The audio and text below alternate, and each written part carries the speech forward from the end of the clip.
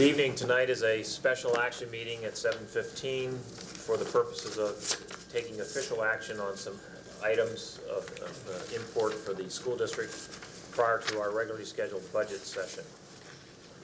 This meeting will be videotaped as we announce at every meeting, and we will not have public comment, as I understand, for this one. For the first part of the meeting, then we'll go into the budget session we'll adjourn this one and go into the budget session afterwards. Superintendent's report, Dr. Alco. Thank you, Mr. Bowman.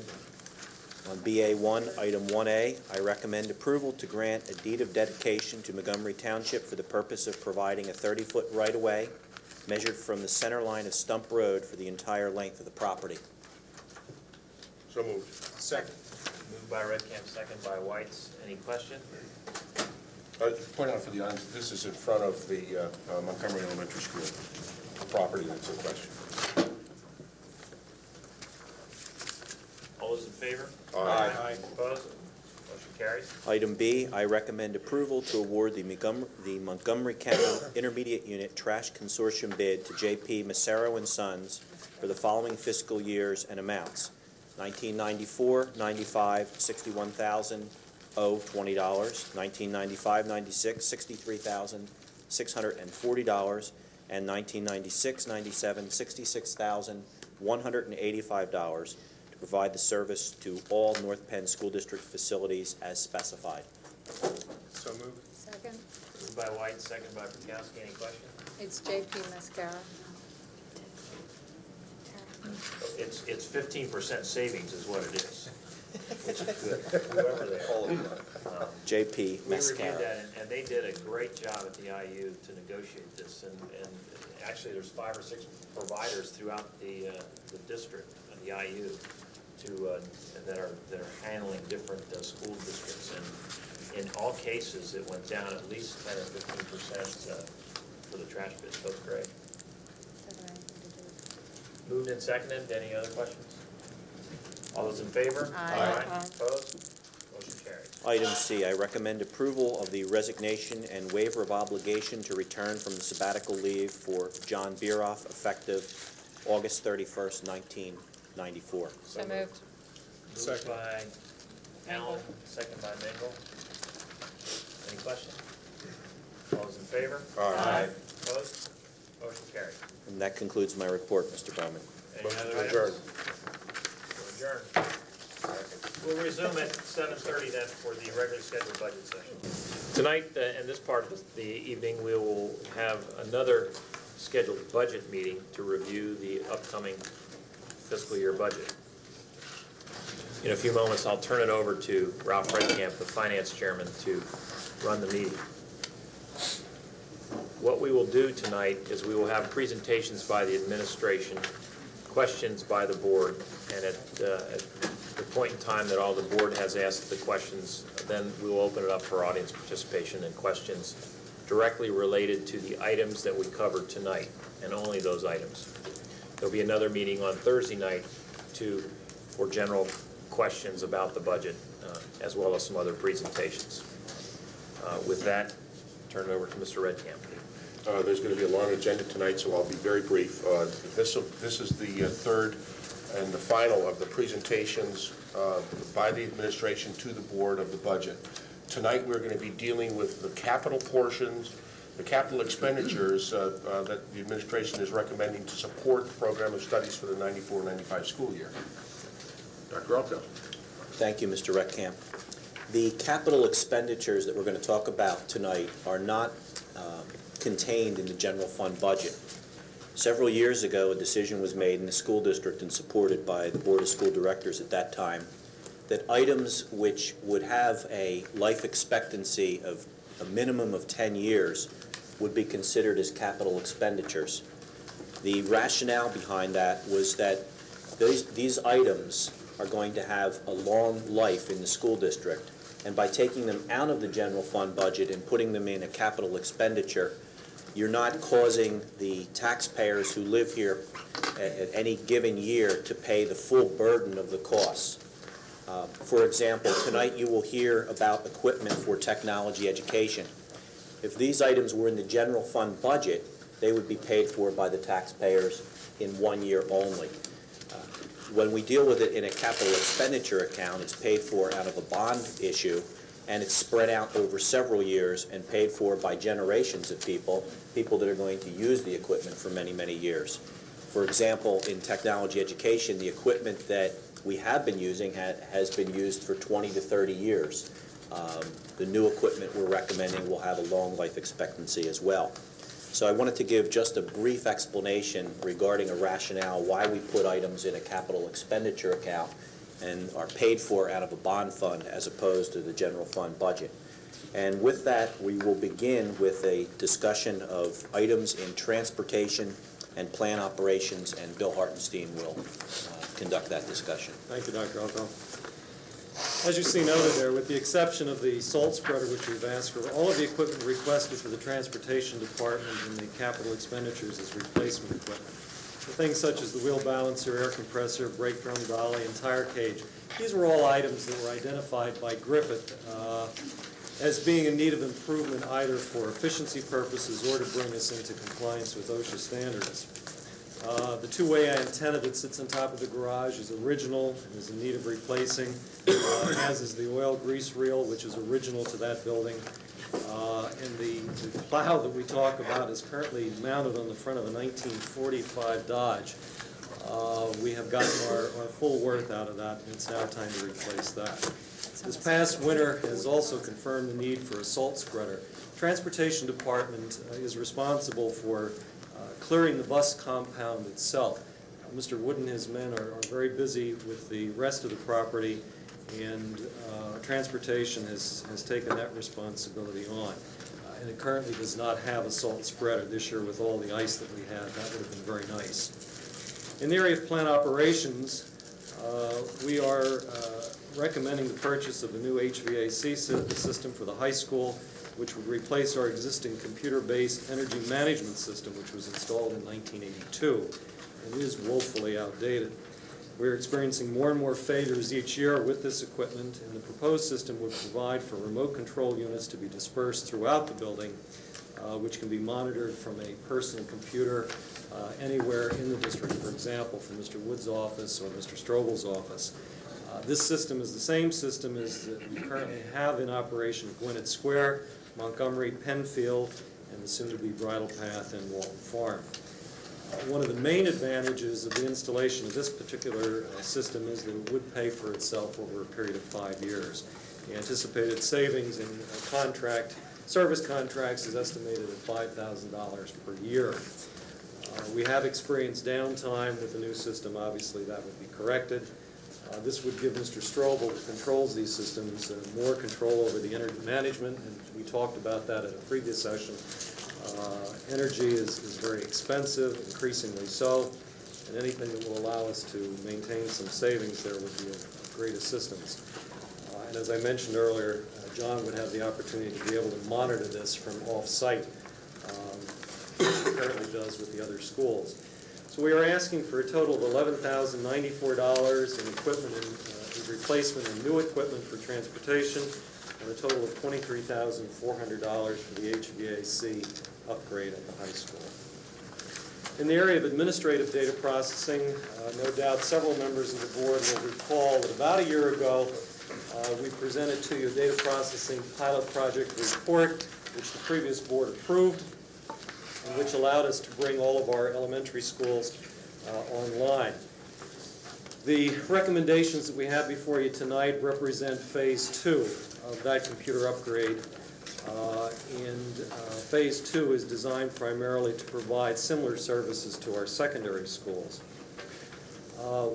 While we're talking basically about secondary schools here, we are proposing to upgrade the existing 286 processors that are currently at the elementary schools. These were installed about 6 years or 7 years ago in all 11 schools. They are 286 processors, I think with 20 megs of storage, and quite frankly, they're older technology, as those of you who are familiar with data processing equipment are aware. We're unable to run Windows, which is the current state of technology, and some of the other things like Excel simply can't be installed in these machines. We are recommending 486 machines as their replacements. The nice thing about it is, even though that they are older technology, these replaced machines will have multiple uses throughout the data processing system, and we will be able to continue to utilize these assets either as terminals or for example, they can be utilized as point-of-sale cash registers for the food service department. They have multiple uses and can be, and certainly will be used. At Pembroke, Penndale, and Penfield, Pembroke and Penfield each have one personal computer in the main office for use by 3 secretaries and all of the administrators. We are proposing to add one additional in the main office and one in the guidance office. All will have access to the district's central unit. Currently, there is a VT terminal on the other secretary's desk and one available for the principal, but only one personal computer for approximately 8 people. Penndale has no personal computers in their main office. As crazy as that sounds, they do not. So we are proposing to install 2 there and one in the guidance office, as we have at Pembroke and Penfield, and one laser printer for letter quality work and one dot matrix printer for reports is also being recommended. The multiplexers that you see on the next page are required so that the PCs can access the central unit here at the ESC, and will also permit us to allow 32 personnel to access the system simultaneously. Currently, we're limited to 15 users plus a queued printer. Interestingly enough, more than 40 Penndale personnel are currently authorized to use the central computer here. So they're constantly scrambling for some access machine over there. At North Penn High School, we have several IBM XTs. Again, those of you who are familiar with the technology realize that is old technology, as well as some dated Apple equipment. Again, none of this equipment supports Windows or any of the new software packages that are very popular. We're recommending 486 machines as their replacements and the printers to support those machines. In addition, we are recommending the replacement of 9 VT200 terminals, which are the old model VAX terminals, and the installation of 12 new terminals to address the needs of an increased user base over there. All of these machines, again, as I've spoken to earlier, have multiple uses throughout the system. Many of them will simply stay there, but will be provided access to the VAX. The main point that I would like to make is that, as with Penndale, the high school has only 16 ports available to them, 15 of which have terminals connected to them. The other one is a queued port. We now have more than 60 personnel at the high school who are authorized to use the system on 15 machines. So it's become a significant problem for them over there. And as you can see on the following 2 pages, the total new and replacement equipment being requested under this Phase 2 upgrade totals out to $91,300. And finally, in the area of the data processing transportation equipment, a gentleman from the audience raised the question last week why that was not available through the VAX. And the answer I gave the other evening was that the Edulog software that we use at the Transportation Department to schedule our buses is a PC-based software. It is not available for the VAX. Currently, and forgive me, it's not Tangy, but Tandy equipment and Novell network with an extra L. Currently, we are operating with 286 Tandy Corporation equipment over there on a Novell network. And as I've noted here, it is becoming problematic to try to operate that very sophisticated Edulog scheduling system, along with the Jason time control system, which is also a computerized time control system over there.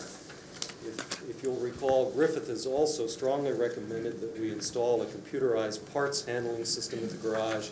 That would be impossible with the current memory or storage available over there on that system.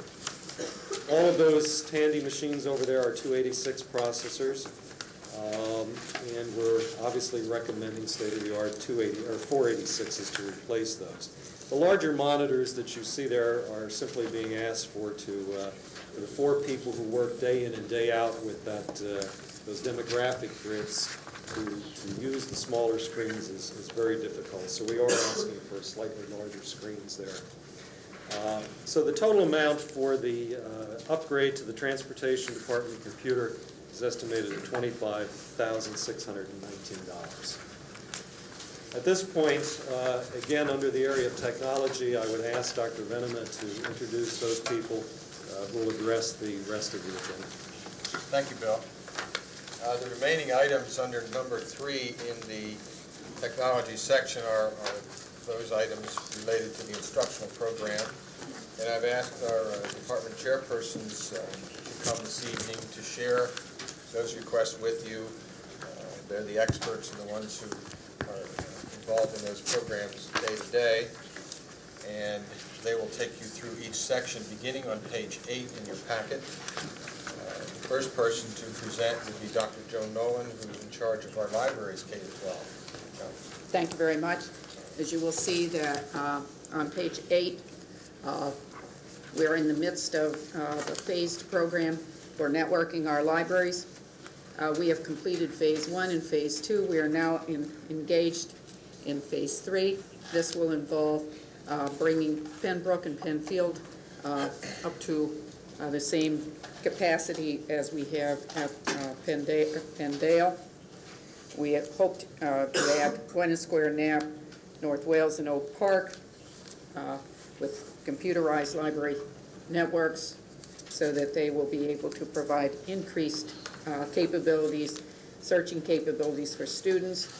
We will be opening Bridle Path and Walton Farm. They will be networked when they open, and this will allow us to forego the purchase of two-card catalog cases and the labor and cards that were necessary to create a viable catalog. And then additional CD-ROM products will make it possible for us to be able to provide those people with materials that are not going to be available when we open a new school. In addition, you will notice that we've asked for some additional workstations at the senior high school. The 4 new workstations will allow the senior high school library to have a total of 20 student workstations. We now have 16. In addition, we're proposing to replace 4 computer network workstations. 2 of those currently are IBM XTs, and the hard drives are failing, and the cost to replace the drives exceeds the current value of the machines. 2 of the machines are 286 machines. They will not work on the computer software upgrade for the circulation and catalog system.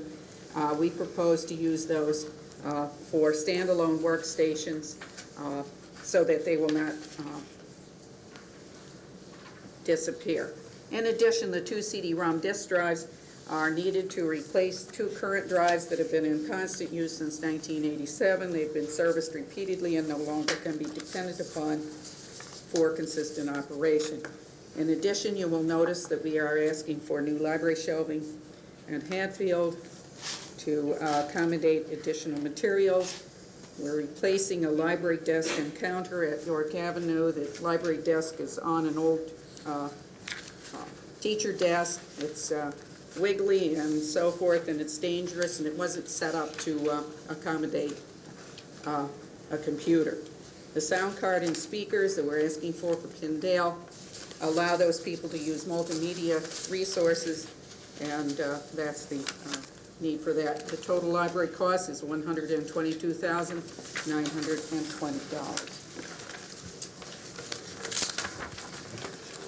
Elaine Seiler, who is our district instructional technology expert, will now share with you this section beginning on page 10, explaining to you the computer needs as it relates to our new computer labs in the middle schools, and also the elementary computers and equipment that's associated with those computers that we need in the elementary schools. Elaine?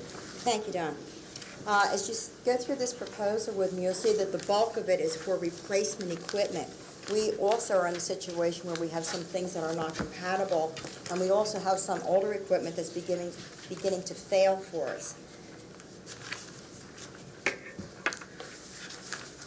This proposal supports revisions to the curriculum which require keyboarding and word processing in grades 7, 8, 9. And if I can call your attention to page 10, I want to start with the high school because I want you to see how the curriculum piece will pull together. At the high school, on page 11, at the top of the page, you'll see that we schedule many elective courses. We also have evening school use. We have what we call occasional users. There are students who are in grades 10 and 11 who stay with us, and they come back to us year after year to use this equipment. We expect to serve over 1,300 people on this network next year. Last year, we started to upgrade this equipment. We began to purchase 486 machines and add them to our network. Our original network dates back to 1984, but we have been upgrading it and adding to it. We are now a 4-room network. This is the largest instructional network in the district. This proposal suggests to continue the replacement of the older 286 equipment. We need 27 pieces of equipment to do that. We also know that we can accommodate more people on this network, so we're proposing to add an additional 10 stations so that next year our network would total 88 stations. In Penndale, we do have enough computers to support the number of students that we need to facilitate for the 7-8-9 curriculum. However, the equipment is old. According to the calculations, students in 7th, 8th, and 9th grades will need 2 computerized rooms in each building to be able to support the curriculum that has been passed. In Penndale, we have a total of 59 stations. However, they are also the old 286 equipment. Our proposal is to replace these. We've had equipment failure there this year. Actually, we have one lab that has not been functioning practically at all this year. The teachers have had to use it as standalone stations. While that works for the programming classes that are in place this year, next year, that room is scheduled to be used for word processing, and it's just impossible to teach that kind of a course without an upgraded system. So we're proposing that in the high school and in what is currently the junior high school, this equipment will need to be traded. As we write our specifications, they are dual disk machines, no hard drives. They have really no future use for the curriculum that we're presenting.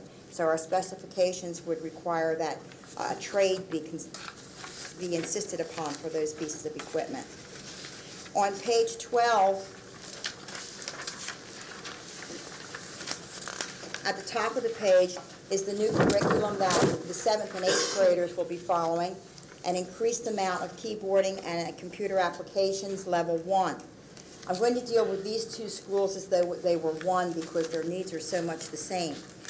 In this school, we deal with not only older equipment, we also deal with not enough equipment, so we need there again to add to these networks. And as you can see in the first column, 93, 94, once again I've shown what we currently have, what we need to replace, what we need to add, and what we would need to bring these labs up to 28 stations each.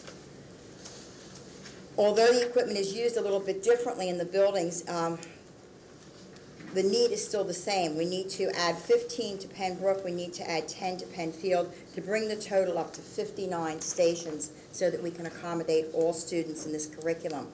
These schools have a mix of equipment. They have some equipment that's very old and a real incompatibility there. We feel that it's very important for the curriculum that we're proposing here that we have a standard across the district. We feel that that will give us strength in our curriculum. It will certainly make us ready for the future. It'll be a very efficient way to deliver our curriculum, and it'll be a very efficient use of our computer equipment K through 12. Now, the good news about Pembroke and Penfield equipment is that all of this can be used in the elementary schools. There are GSs there, there are Macintoshes there, and even though it's a mix, the training and the software for this equipment is in place in the elementary school. So all of these pieces of equipment, the 44 from Pembroke and the 49 from Penfield, can be used at the elementary level. If I can call your attention to the chart at the bottom of the page 12, you can see the cross-hatching there at the high school. They are the number of computers that are currently 486 systems that are in place at the high school. We need to replace their 27 pieces of equipment, and we're requesting to add 10 to that for a total of 88 on that large network at the high school for next year. In Penndale, that's all of the older equipment. They're all 286s. They do not run Windows or any of the newer software applications. We're requesting to replace 59 there. In Pembroke and Penfield, Once again, a number of systems to be replaced, all of which here have use at the elementary school level. So we're adding to our networks, and we're trying to make best use of our equipment by sharing it throughout the district. Okay, when we look at page 13,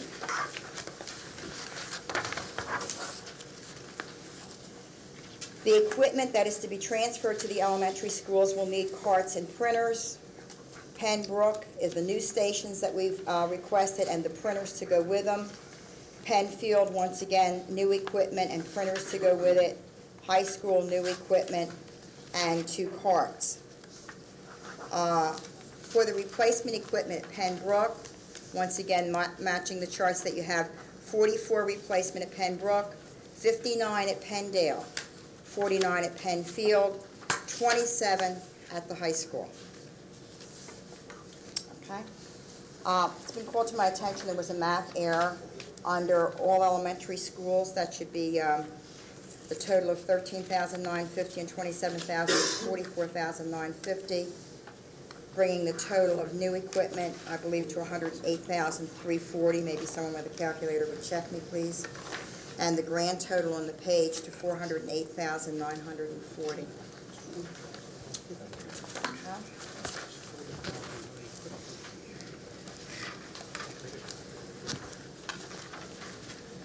Bob, we're just clipping along here, so I just want to let you know, you can just take your time and help us understand the difference between industrial arts that we've been teaching for many, many years and technology education. So just take as much time as you need.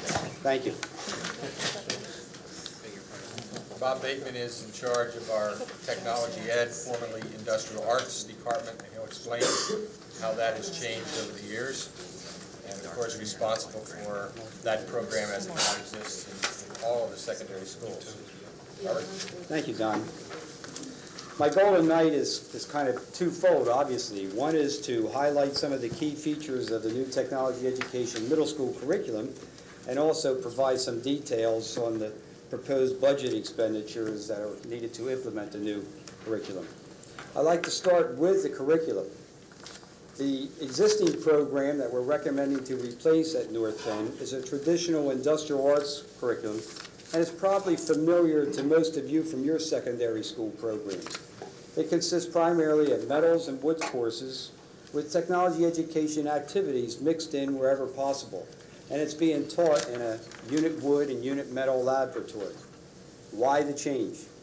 In the late 70s and early 80s, industrial arts educators were earnestly examining their industrial arts programs, which were designed to focus primarily on developing manipulative skills and understanding industrial skills and processes.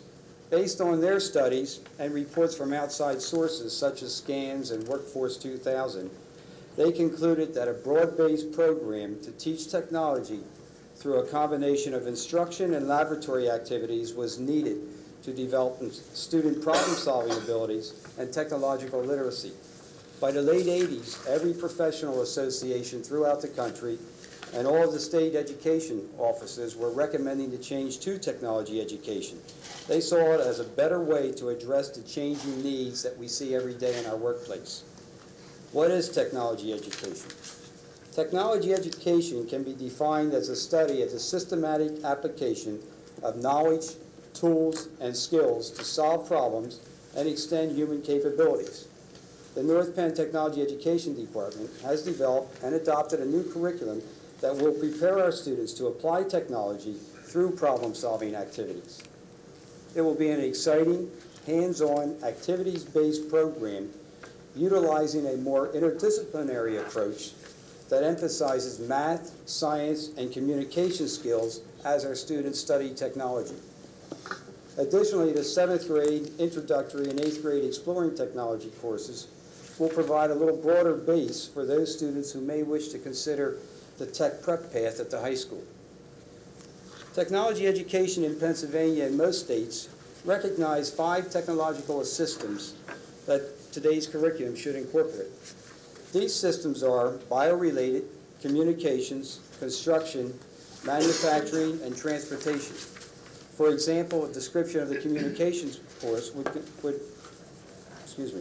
a description of communications systems is, communications is the way that humans create, store, and transmit information, or how we transmit information through the mediums of electronics and graphics. After adopting these curriculum principles, our next problem was to determine how we can best meet the goals of our technology education program. We are proposing to meet those goals of the new curriculum through a modular lab and a production lab. The brochure that I'm going to pass out to the board members now will help to clarify what a modular lab is. We have adopted this approach because it will provide the most cost-effective means of presenting each of the 5 technological systems through the required courses in 7th and 8th grades. The modular lab will enable us to purchase 2 or 3 stations with the appropriate equipment for each system for a total of 12 lab stations, instead of considering purchasing 60 sets of lab equipment to teach each system as a separate class. The modular lab program will pair students up and rotate them through a lab station for 5 class periods on each of the 5 technological systems. More and more of the middle schools in Pennsylvania, and in some cases entire states, are adopting the modular approach to teaching technology education. Obviously, this will necessitate a drastic change in our present metal and wood facilities at Pembroke and Penfield this year, and at Penndale next year. I would point out that Brook and Field are now 35 and 31 years old, as is most of the equipment in that facility. The proposed new technology education facility would consist of the modular lab, similar to the one in the trifold handout, and a production lab. While the production lab would appear to be similar to that of a general lab, the types of activities will be quite different, as the manufacturing and construction technological systems will be emphasized. We will be keeping about half of the existing equipment, materials, and supplies, and out of the other half, some will be able to transfer to other buildings and use, and the rest will have to be sold probably through an auction. I wouldn't expect to generate much revenue from that sale because the equipment is 30 years old for the most part. The physical changes to the facilities at Brook and Field will be done in-house, and we've been working with Mr. Wood and his staff to plan for them. The changes at Penndale are being incorporated into the renovation plans by the architect. At this time, I would direct your attention to the budget page, and I'll try and hit a few of those on page 15. And I understand there is one typo in the 3rd line under Pembroke where it says 48 stools. That 3 should be over next to the 9 for a total of 3960. I believe the column is totaled right. Okay. I'd like to try and treat the middle schools kind of as a package and the high school items individually. And I'll start with the new equipment in the left-hand column. The new equipment for Pembroke and Penfield is primarily for the new modular lab. The total price would be for a turnkey system. By that I mean it includes everything needed to teach the introductory technology education program. The furniture, the equipment, the software, the computers, the audiovisual equipment, and most importantly, the curriculum materials. It also includes an extensive in-service program to prepare our teachers to function in the new labs. Quite simply, without the new labs, the new curriculum cannot be implemented. And the longer we continue with our existing industrial arts program, the more regressive it becomes. The new equipment for Penndale. One of the most widely used materials in manufacturing today is plastics. This equipment will just enable us to add an introductory unit on plastics technology, and it will be added in both the 8th grade exploring and 9th grade applying technology courses, and that's why you find it in both the Brook and the Field budgets. New equipment at the high school. The 4 technology units and robotic units will be used in the Principles of Technology course. There are 14 units of study altogether in the PT curriculum. We presently have enough equipment for units 1 through 5. We are recommending adding the addition of 7 more units, which will enable us to teach the first year and the second year course. Next year we will have our first year of the second year course, or the advanced class. And just as a point of interest, in the 4 years we've had the PT program, We started with a pilot program of 13 students and did it as a demonstration course. And next year, we have over 100 students, or just about 100 students enrolled in the program. So it is really growing rapidly as an elective course. The electronic training systems are computer-integrated circuit analysis programs. They are used for class lab activities. They provide tutorial assistance and allow for independent study. Of the 4 computer systems requested, 2 systems and a printer will be added to graphics to provide a total of 4 stations for class sizes ranging up to 19 students. The other 2 systems will be used by the principals of technology and electronic classes, providing 1 computer for each 4-person lab station. Turning to the replacement equipment in the right-hand column, those pieces of equipment listed under replacement of Brook and Field will be utilized in the production lab, and they need to be replaced for either the new technology education or the old industrial arts program. We have been delaying the purchase of some of this equipment until we had the new curriculum ready, because we wanted to make sure what we were buying and what we were looking to replace and that we would be using it. At the high school, the replacement pieces are an electronic station and oscilloscopes, also used in the Principles of Technology, Electronics, and Power Tech classes and daily lab activities. The computer stations and scanner will be used in our graphics program, and they will replace 2 5-year-old systems which can no longer handle today's graphics software packages.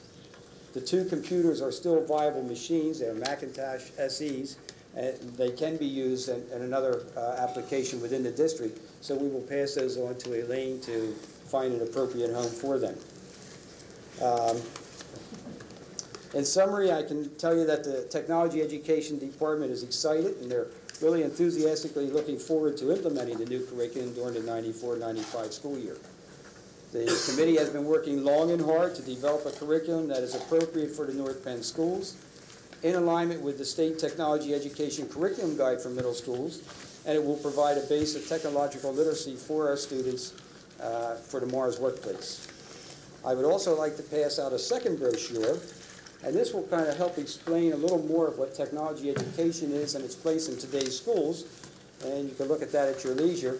That brochure was developed under my direction by the Technology Education Association of Pennsylvania, and there are several pictures of our North Penn students actively engaged in technology activities.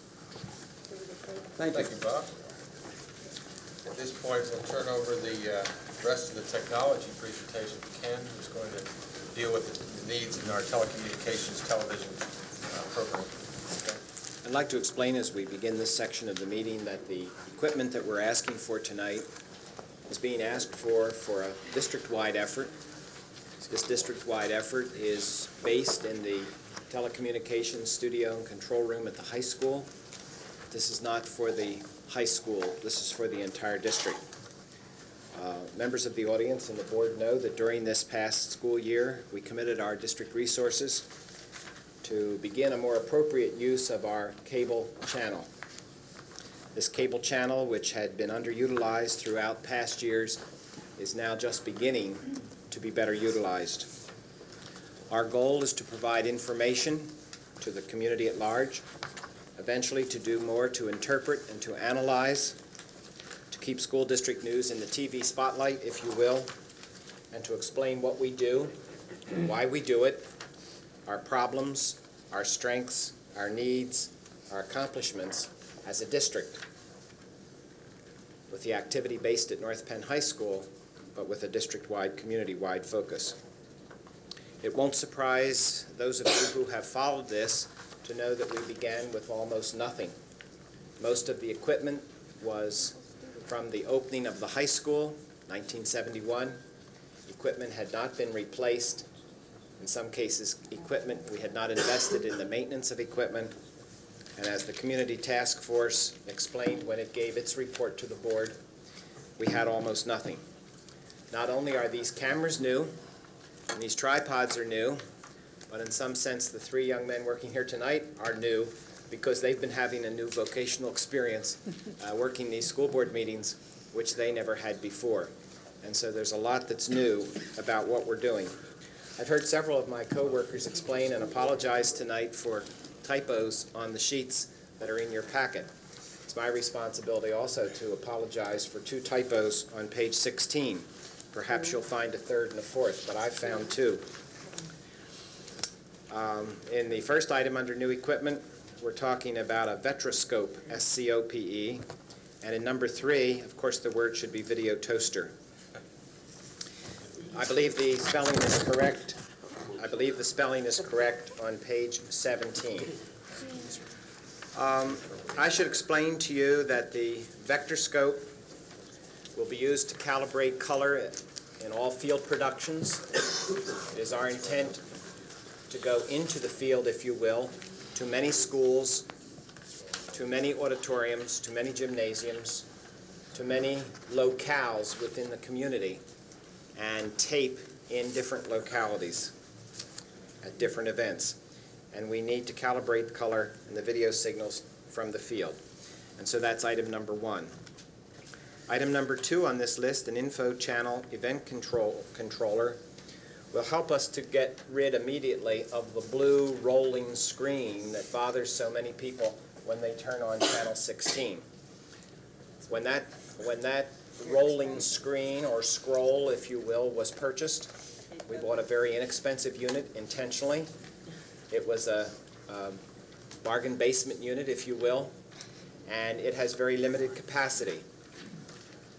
Maybe the students can correct me, but it's my understanding that the capacity is limited perhaps to 16 pages, and they're not 16 pages as you and I know them, but 16 very limited spaces for entering information. We cannot enter nearly as much information on that scroll as we would like, and we have no capability at present to remote access that scroll. There must be somebody in the high school at the keyboard to change the information on that scroll.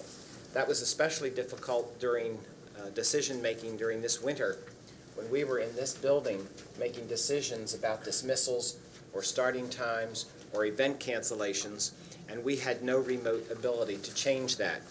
So what I'm attempting to explain to you, that the info channel event controller will make it possible for us to access a very much more sophisticated bulletin board, if you will, a remote, and it would be changed most frequently from this office, from this location, and we would not have to find the right person in the high school to do it or go over there ourselves. The third item, the video toaster, has an unfortunate name in my opinion, but the video toaster is a trademark name that has caught on. I can't tell you why it's called a toaster. I can tell you that it's a very sophisticated editing device.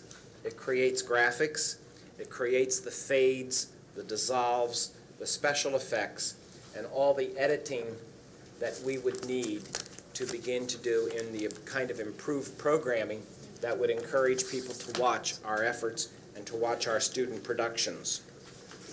I should share with you that our goal is to have perhaps 6 regular features on a monthly basis.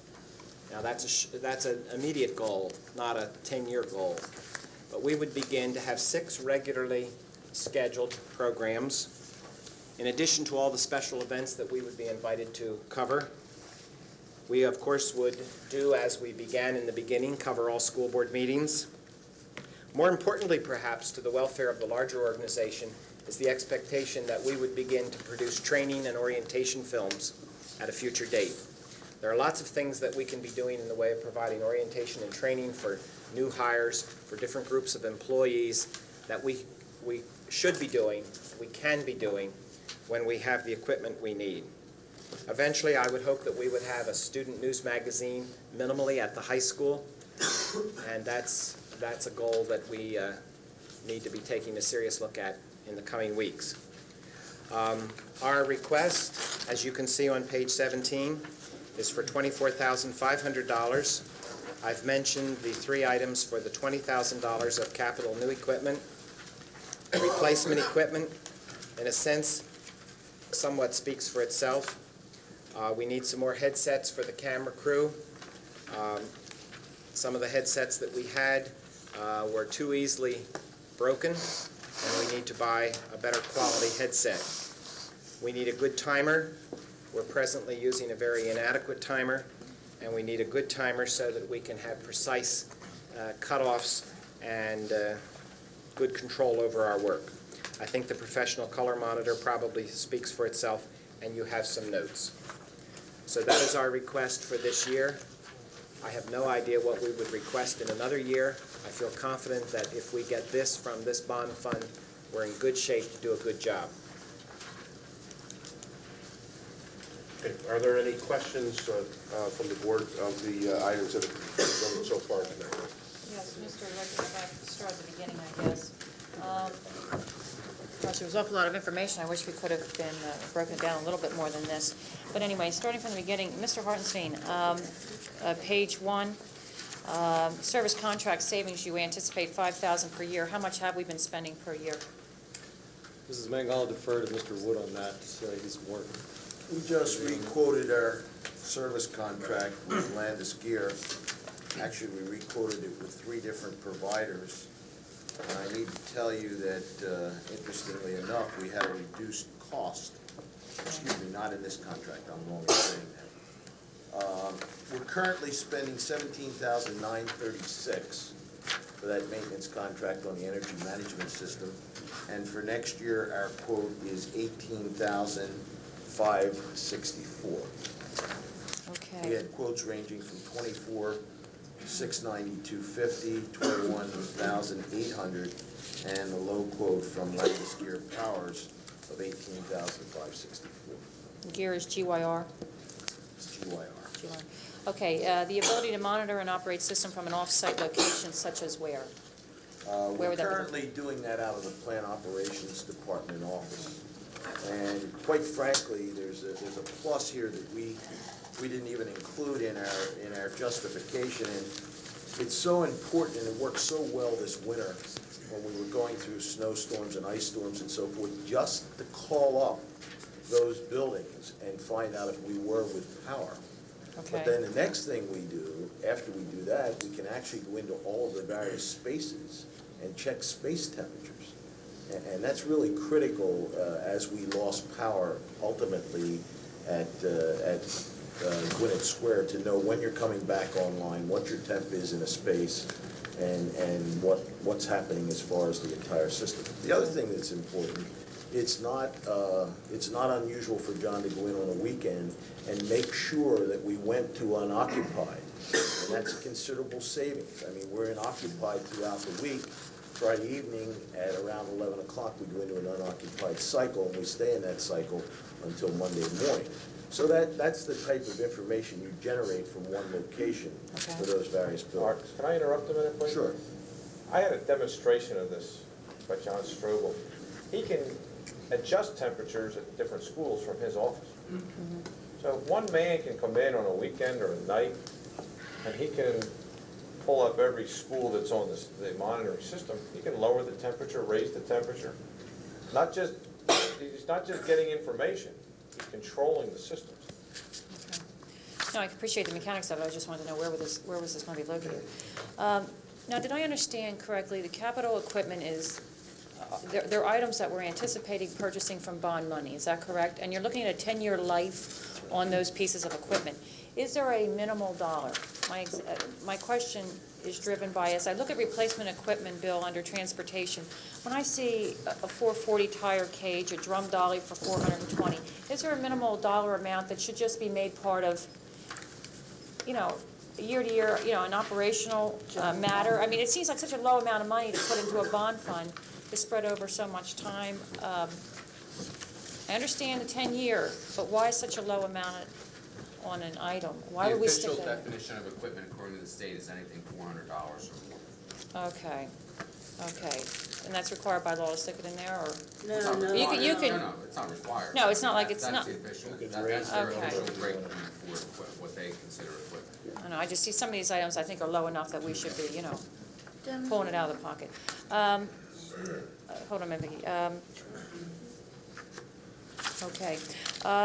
Bill, as you speak about some of the advantages here as we move into the administrative data processing and with the computers, putting you on the spot, is there a possibility that we could reduce in clerical personnel in light of dragging ourselves into the 21st century? I think in an attempt to answer that, I would have to go back about 7 or 8 years when we first made a commitment to administrative data processing.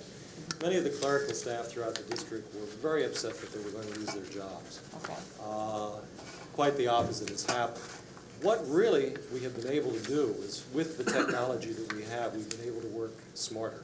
Now, that sounds self-serving, but the honest to God's truth of the matter is, we couldn't begin to do what we do today if we didn't have this technology available to us. And those of you who utilize technology every day of the week would, I'm sure, agree with me.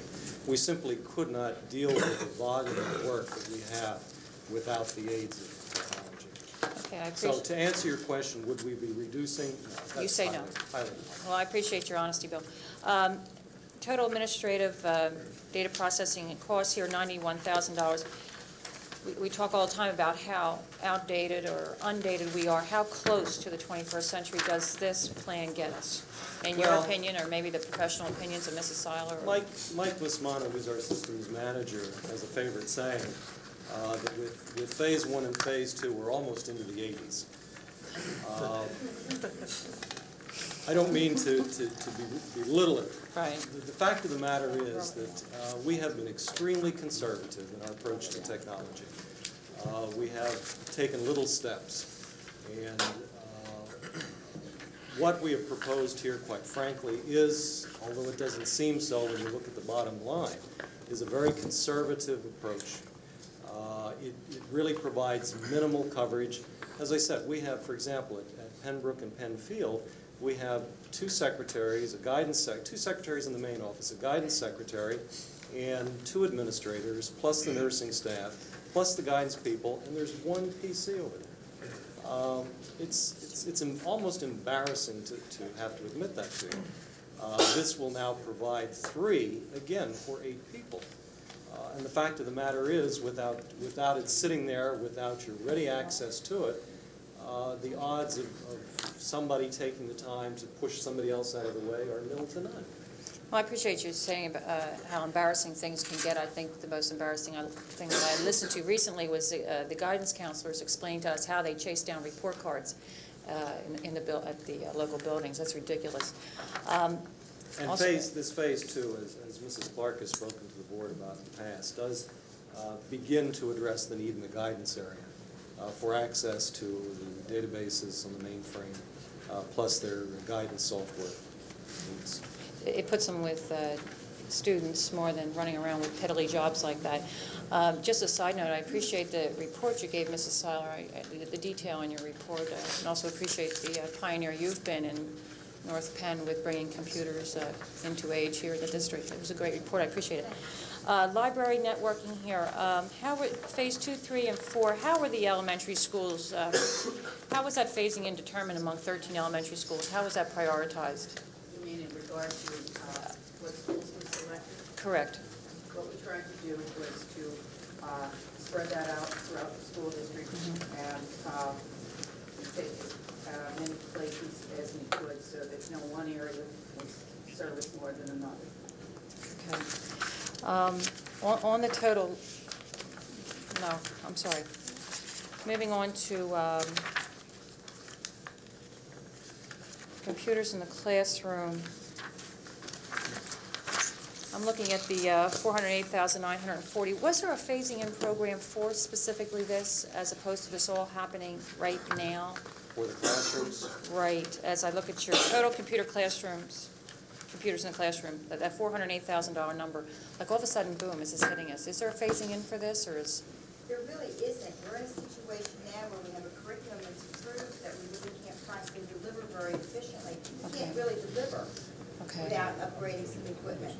For the reasons I said, some of it is very old, and at Penfield and Yale, we have a mix of equipment that we can't do any kind of network. What we plan to do, for instance, at the current junior high, is to put 2 rooms on 1 file server. They will all share the same software, and that's the most efficient way to do it. In the same way at the middle schools, they would be working from 1 file server, 2 rooms that would be the same, and all of the equipment, 7 through 12, and all of the software would be equal. And then that way students have a chance to apply at every level what they've learned. We're really looking at a situation where there's a lot of catch-up in it, because normally what we do is replace 1 for 1. one group to one group. All right. And it's been a long time, we didn't even complete our high school upgrade, and now we have a new curriculum to deliver. And so that's really why it is hitting us kind of all at once, as you said. That's what surprised me as I listened to the task force report on the, I guess it was telecommunications. They had this phasing in program, and It's something that we definitely need to look at for the future. Right. Phasing in this curriculum 7 through 9 has really made a lot of changes for us. And so that's the main reason for all of this replacement. But as you see, most of it is replacement. And of course, adding the extra stations allows us to serve more students and cut down across there. now all the computers, all the ones that are the older models from Penfield and Pembroke, Mississauga, they're going to be moved down into the elementary, or are there some going to be sold? Is it one for one? The ones at Pendale and the high school need to be sold for trade. Because they're on the dual drive and in their future use for us. But in the current middle schools, Pembroke and Penfield, all of that equipment has use for the elementary teachers. So they'll all be moved through? They'll all be moved through, and you need to know that the software is in place for that. The software is on those stations and can be used at that level, and the elementary software through our MEC software subscription can be used there. So there's no additional software cost to any of that. That's good stewardship. It's good to hear. Same questions, I guess, for Tech Ed. It's another big hit again, but my concern about Tech Ed, Mr. Bateman, is that when I look at all the upgrading that's going on over at the VOTech, I'm hoping that we're not buying this stuff twice between here and VOTech. Do you feel that there's an overlapping in your program with the VOTech? No, it is a totally different program than what the VOTech school is doing. VOTech is obviously a career training. This Okay. is nothing where we're talking of going into a machine shop where they're now clustering with metal, so there would be nothing like that. We will be presenting like a broad base on transportation, introducing students to how transportation functions, air, sea, and ground, what their purpose is, how they function, et cetera, doing those kinds of things. So there'd be nothing with car repair or small engine repair or anything like that. And this is an elected course. Tech Ed is elective. 7th to 8th grade, it is a required course. Okay. 9th grade is elective, and then in the high school it's elective. So 9 through 12, it's elective. Yes. This $306,000 figure then covers 7 through 12, correct? Yes. Okay. And no phasing in here either? This is just a big hit in this year? There isn't a way that you could phase in the modular lab. You have to buy it as a package. Okay. I need to point out too, that of course the computers in the classroom are all tied into the program that we adopted for the new 789 schools, in which every student would be required to take computer education training every year. Of course, that required us not only to expand so that we had enough labs to accommodate all the sections, but of course at the same time replace them and buy equipment that's going to be consistent in all three schools. So it's a combination of the program change and the need to be consistent with the equipment we put into place. So that as we teach computer education in Pembroke and Penfield and Pendale, we're using the same equipment and same applications. Okay, and last question is total television, $24,500. Ken, how does this relate to the phasing and commitments we made back when the task force had given its report, when you had the field of experts on that committee and recommendations were made? I know we whittled around with it a little bit. Is this reflective of what we committed to? This is considerably less than That's what what I was thought. expected. Although we have done a lot of purchasing this year, our purchasing has not nearly reached that which was predicted by the task force, and this is considerably less than the task force expected for year 2. So we will continue to be under those predictions. That's not to minimize our expenditures. We have had to buy a lot of equipment. I do feel that the television area, though, has really been of great service to the community, especially with Channel 16 being a better service than it has been in the past, and I see us undershooting this a little bit, Ken. I'm not looking for ways to spend more money. I do have more concerns in Tech Ed where high school level, Mr. Bateman, we're serving how many? 100? How many? Maybe I didn't hear you right. 10 through 12. No, I was just referring to one course, the Principles of Technology course. Has how many? Has about 100 students 100. enrolled for next year. That's one course. In that one course? Yes. There are, in the lab that will be utilizing that equipment, there are 3 different classes that will use it, 3 different courses, I should say. Crystals and Technology, Electronics, and Power Tech. There's about 175, 180 students in those three courses. How many again? About Please. 175, 180 for those three courses. Okay. The Graphic Arts has about another 100 enrolled, and I think there's about 160 in drawing. I'm citing the figures for next Oh, I year's understand, enrollment. I understand, and I don't want to minimize your efforts and work there. I mean, certainly the programs here are valuable, but when I look at $306,000 here for those number of kids and $24,000 here under Mr. Weir's recommendations to serve an entire community of 90,000, I think we're undershooting here a little bit. End of my questions, Mr. Redcamp. Other questions? Yes. Dennis, which bond issue will we be taking the funds from to pay for these, if they're It will approved? be the balance of the 1990 bond issue. And what is the length? I know I got some papers from you on it, but what is the length of the debt? I think it's out through 2010, I think is the last one. It's what's on the cover that you requested. This one here is 2003, I'm sorry, that's 2003. unless it's, if it's refinanced, could it extend longer? Yes, it could. Okay, so as we're standing right now, but if we go into refinancing, then the debt could be dragged out. That's correct. Is the interest rate as it's standing here is 6%, 6.10? Except for that portion of that bond issue that's been refinanced. Those interest rates have dropped. Okay. I guess Donna slightly touched on it, and mine isn't dealing with any of your specific requests so much, other than having a concern over the spending of extended long-term debt for the use of items, whether we may say they could last 10 years. I mean, some of these, $58 chairs, especially being used in our schools, I don't have too many that make it that long at home. But as a matter of fact, it's also the interest of what would be an amortized increase in the cost of items going through bond issues as opposed to being carried through a general fund, 2.5 times their original cost? It would really depend on what the interest rate is on that current bond issue. I'd have to go back and see because the 90 bond issue is it's been refinanced in 2 different bond issues, so I have to look and see what the interest rates are. Okay, for everyone to understand where I'm coming from on this is that basically many of these things, replacement equipment, new equipment, there is and was more often used line items in our general fund for items such as this. I do have an ethical problem with passing on to future taxpayers services and products that they may not use, that may not be there for them to see, although the debt and the financial obligation for those expenses are there, as well as the fact that right here we're talking $1.25 million collectively on many items that might, when broken down, could be nickel and dime items. However, when it's amortized, I think that we would be talking a number more than twice that amount, all for the sake of putting it through bond financing rather than through the general fund. I mean, a parallel printer cable, $14.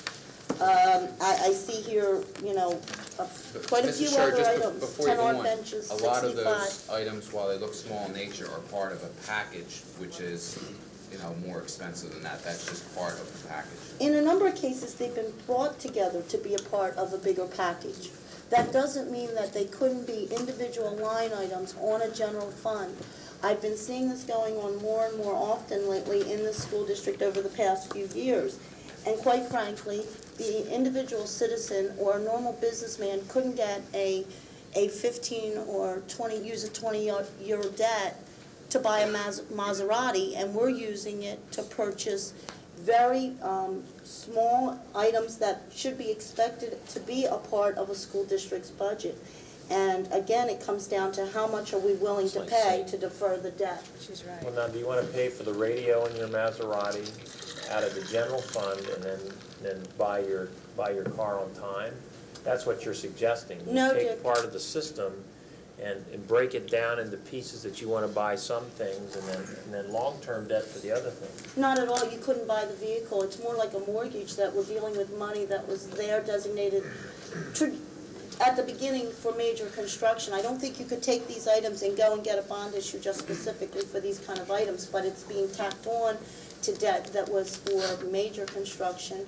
It's being used there, and we're $103 million in debt and still have to borrow for a second high school.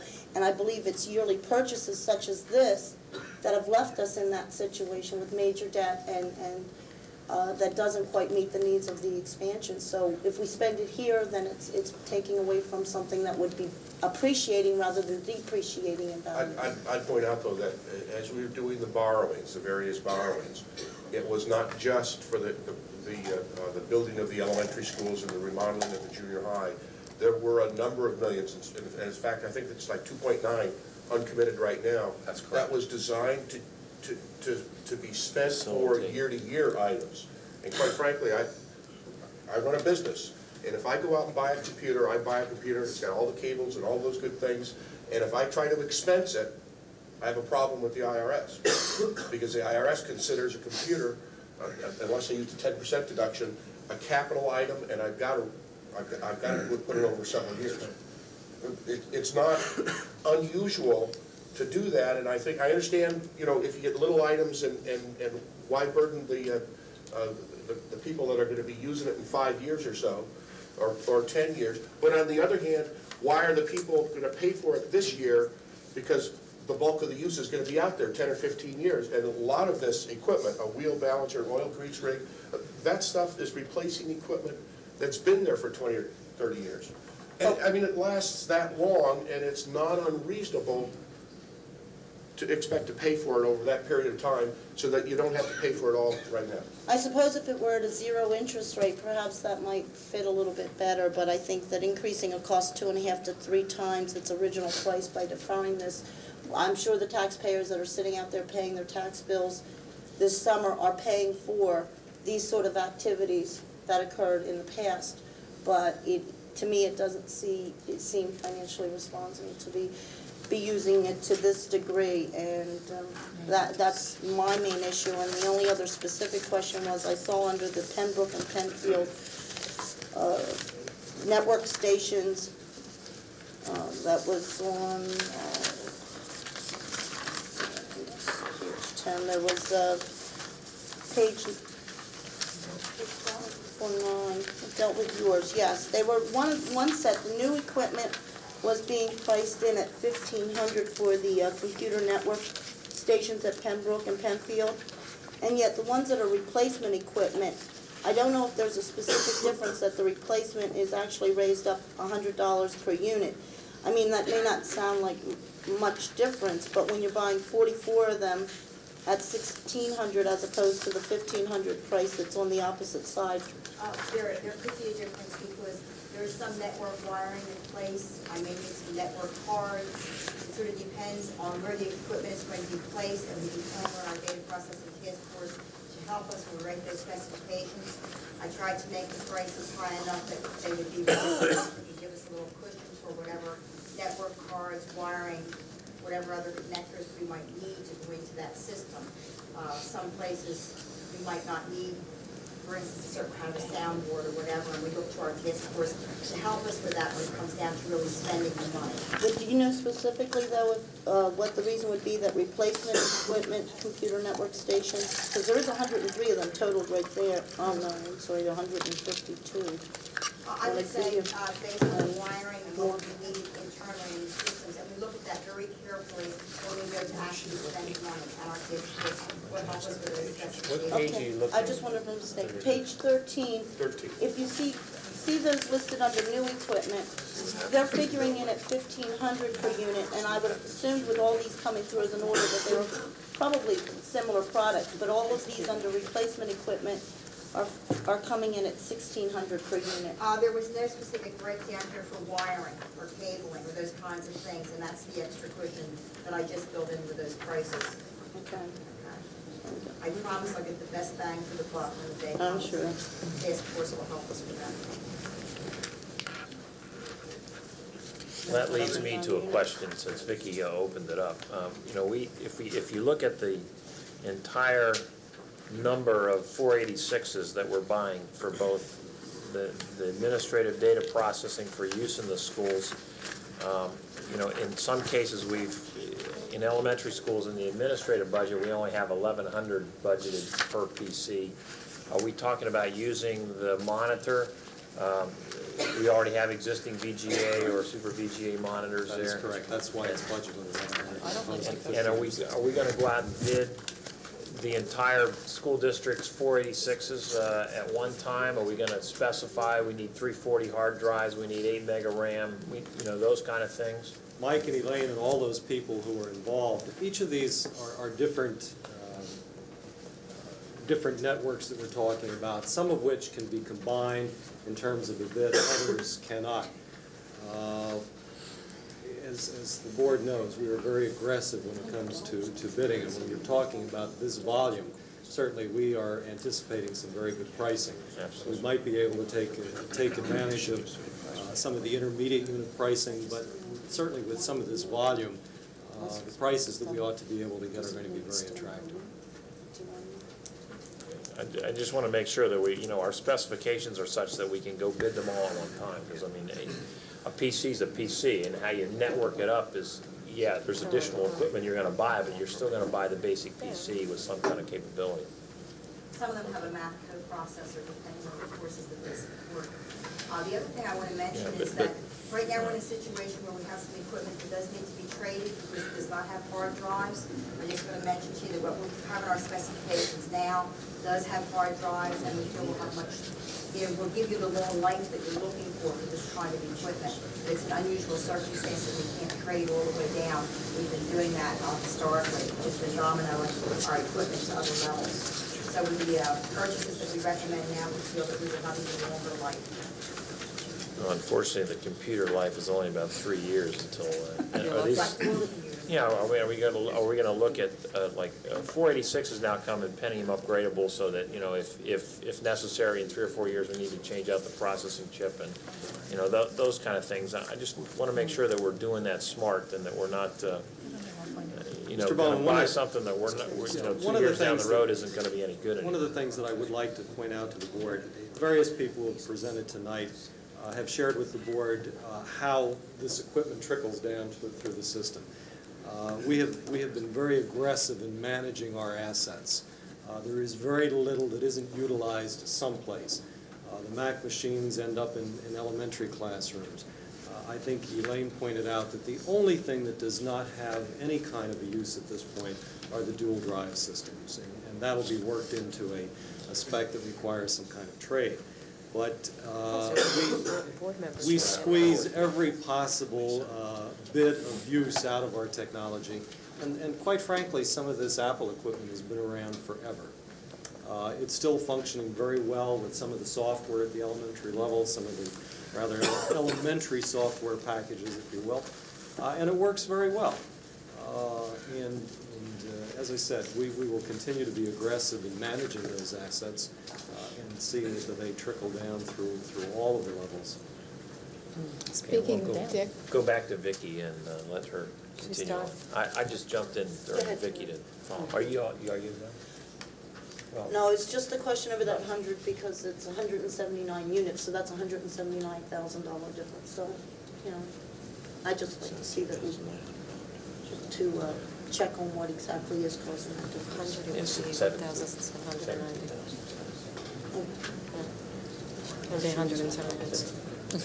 Terry? I just have a question on the trickle down. Sure. The dual floppy drive machines that you say we have to trade or sell. Yes. Can't we use them at the kindergarten level, the elementary level? I know that in Hatfield, I think the two kindergarten classes are sharing one. We went to a conference to learn what we could do with our old equipment, and we found that it was about $450 per unit to upgrade it so that we'd be able to do that. I don't understand why you can't why can't they use it with elementary software? Well, we looked very carefully for elementary software. We find very little developed for K through 3 in DOS-based system. I'd be really interested to know what they're using, because we didn't see very much software there for elementary schools, and we didn't feel that it was worth upgrading because of the cost. So that's why driving the side of the street. But, you know, we're certainly willing to look at other options for that equipment. But through our intermediate unit, through some of the schools that we've looked at, we have found that. What schools did you say? Hatfield. Hatfield, I didn't have. I don't know what they're using it. I mean, they may be using a Mac, but they're sharing it between the one kindergarten and, you know, class back and forth. We did go to one school to look at a network, and we found that it was very expensive and delivered very little software. It's not uncommon for computers at this point to be shared in kindergartens and first grade. Right, that's what I'm saying. And Why are we these- selling them? Why don't we Well, go down? because of what Elaine said, the Right. cost of Can't get doing anything put that. on But the 93 that are listed got here, it would be traded down, will go a long way to putting a computer in every classroom. Yeah, they have no RAM, they're low-density floppies for the most part, dual drive systems. I know. So, the new software folks, I mean, are you know, becoming unbridled, and How much it's, are you you know, they gonna get figure for everybody it- has a for hard it, drive, so though? they don't It's build them, not- so they run on those kind of systems anymore. All the software is, you know, Hard drive you resin. need I know. big meg I hard know. drives now anymore to do that. I ran out of space. Yeah, and that's the problem, you know, you get, oh, wow, I got a 250 meg hard drive, and all of a sudden, you know, your kids put a couple applications on there and some games, and you're out of space.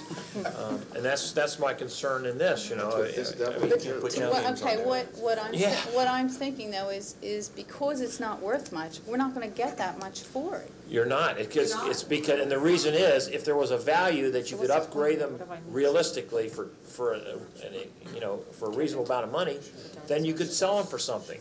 But nobody wants them because nothing works on them. And it takes, you spend just as much upgrading it to get a machine that's much faster and much more capable if you buy it new. I'm sure Mike and his buddies could design programs to teach the kids in Sure, kindergarten how to that's all we need, is just waste their time doing that. On DOS, yeah, right, okay. So, why do they need computers? They Yeah. could just use milk carton bottles.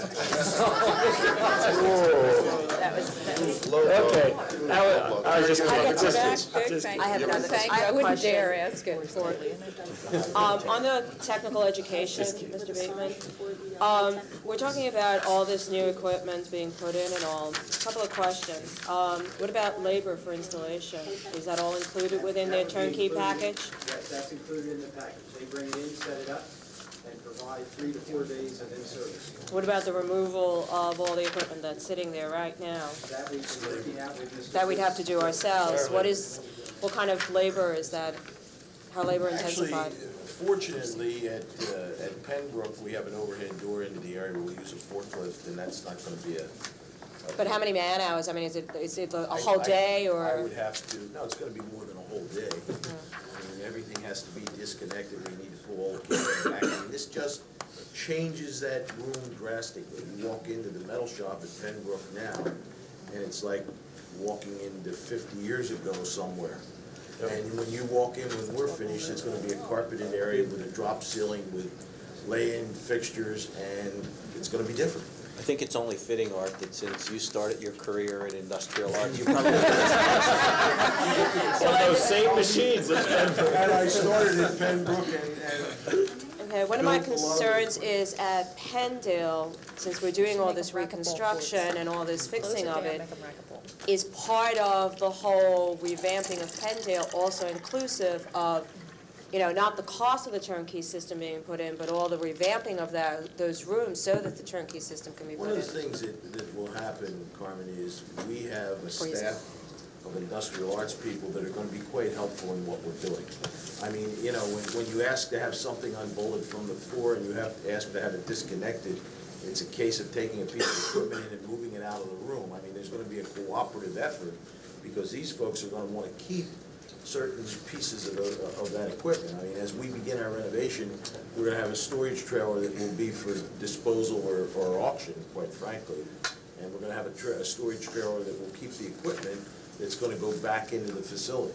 Whether we repaint it, whether we clean it up, I mean, it's just a process of renovation. But it's gonna have, there'll be some labor involved, and we've certainly scheduled that in our summer schedule. I mean, it's not uncommon to use our college kids and our high school kids in the summer to do some of that. So you're adding some more cost to this whole system besides just the capital stuff I have not also. included anything as far as Right. the physical renovations. I Okay. have been working That's with what I wanna ask you. Mr. Pendale renovations, so that is built right into that project. Are there other schools who have gone to this new technical education? Any locally? Well, Colonial School System, their Plymouth Middle School is going to it next year. Springfield has now, Upper Dublin Sandy Run Middle School has. There are 3 or 4 in southern Chester County. The brochure that you have, those pictures were taken at the Milton Hershey School. Those are the only ones that come to mind. How long has their program been in operation? Sandy Run, this is the second full year for that one. Springfield, I believe, this is their second year. Hershey, this is the first year for that. As far as the program itself, is the thought of this to integrate it along with the tech prep with the applied sciences and applied math? It looks like you've got workstations that cover not just an industrial arts curriculum, but a lot more math applied, science applied, and whatever other, I imagine even transportation, you'd have social sciences applied in that nature.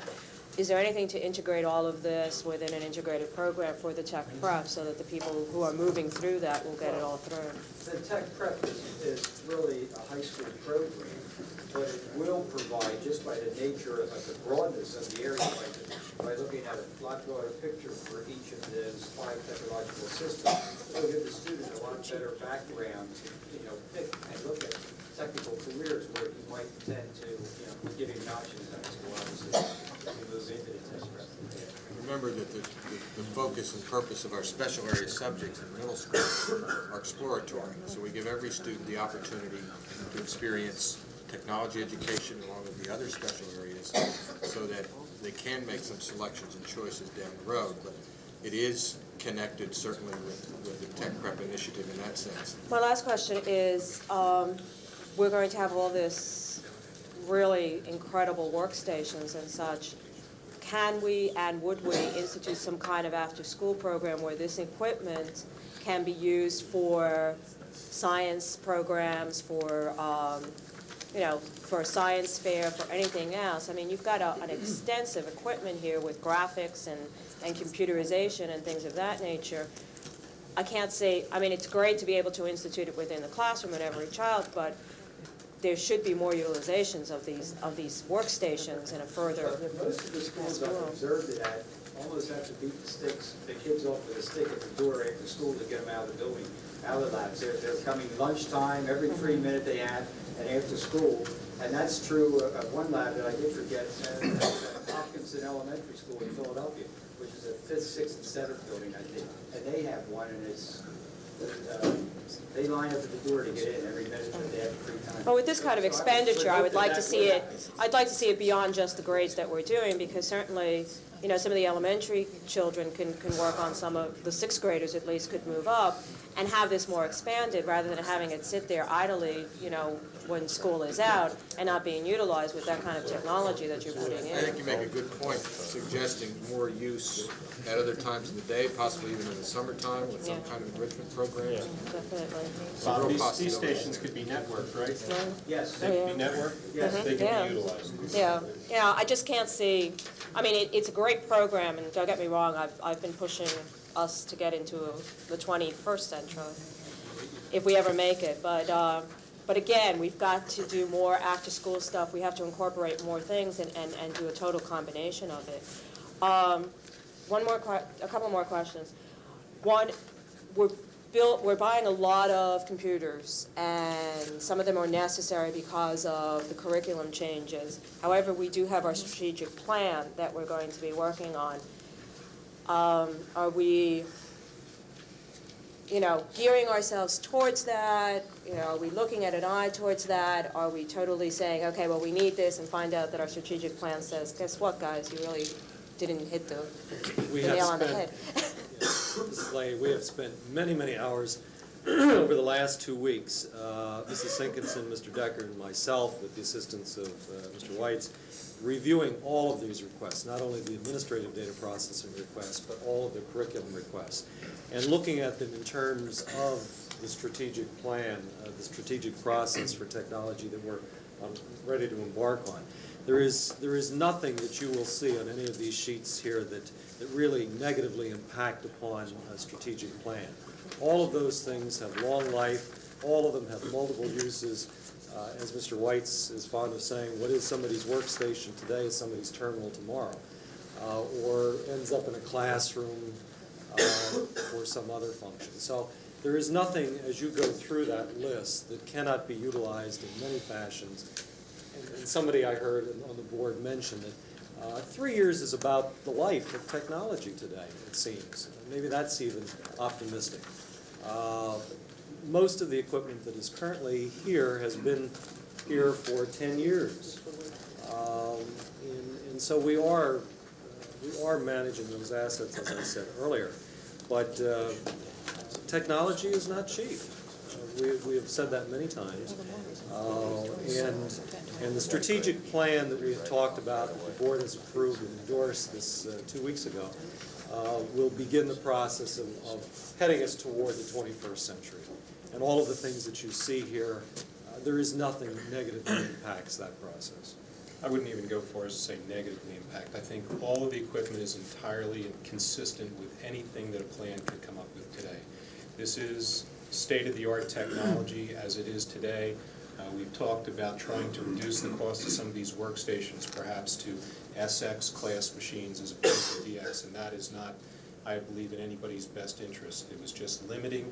We need to buy the best we can today so that it will last the 3 years, perhaps even 5 years, the way we hold on to equipment.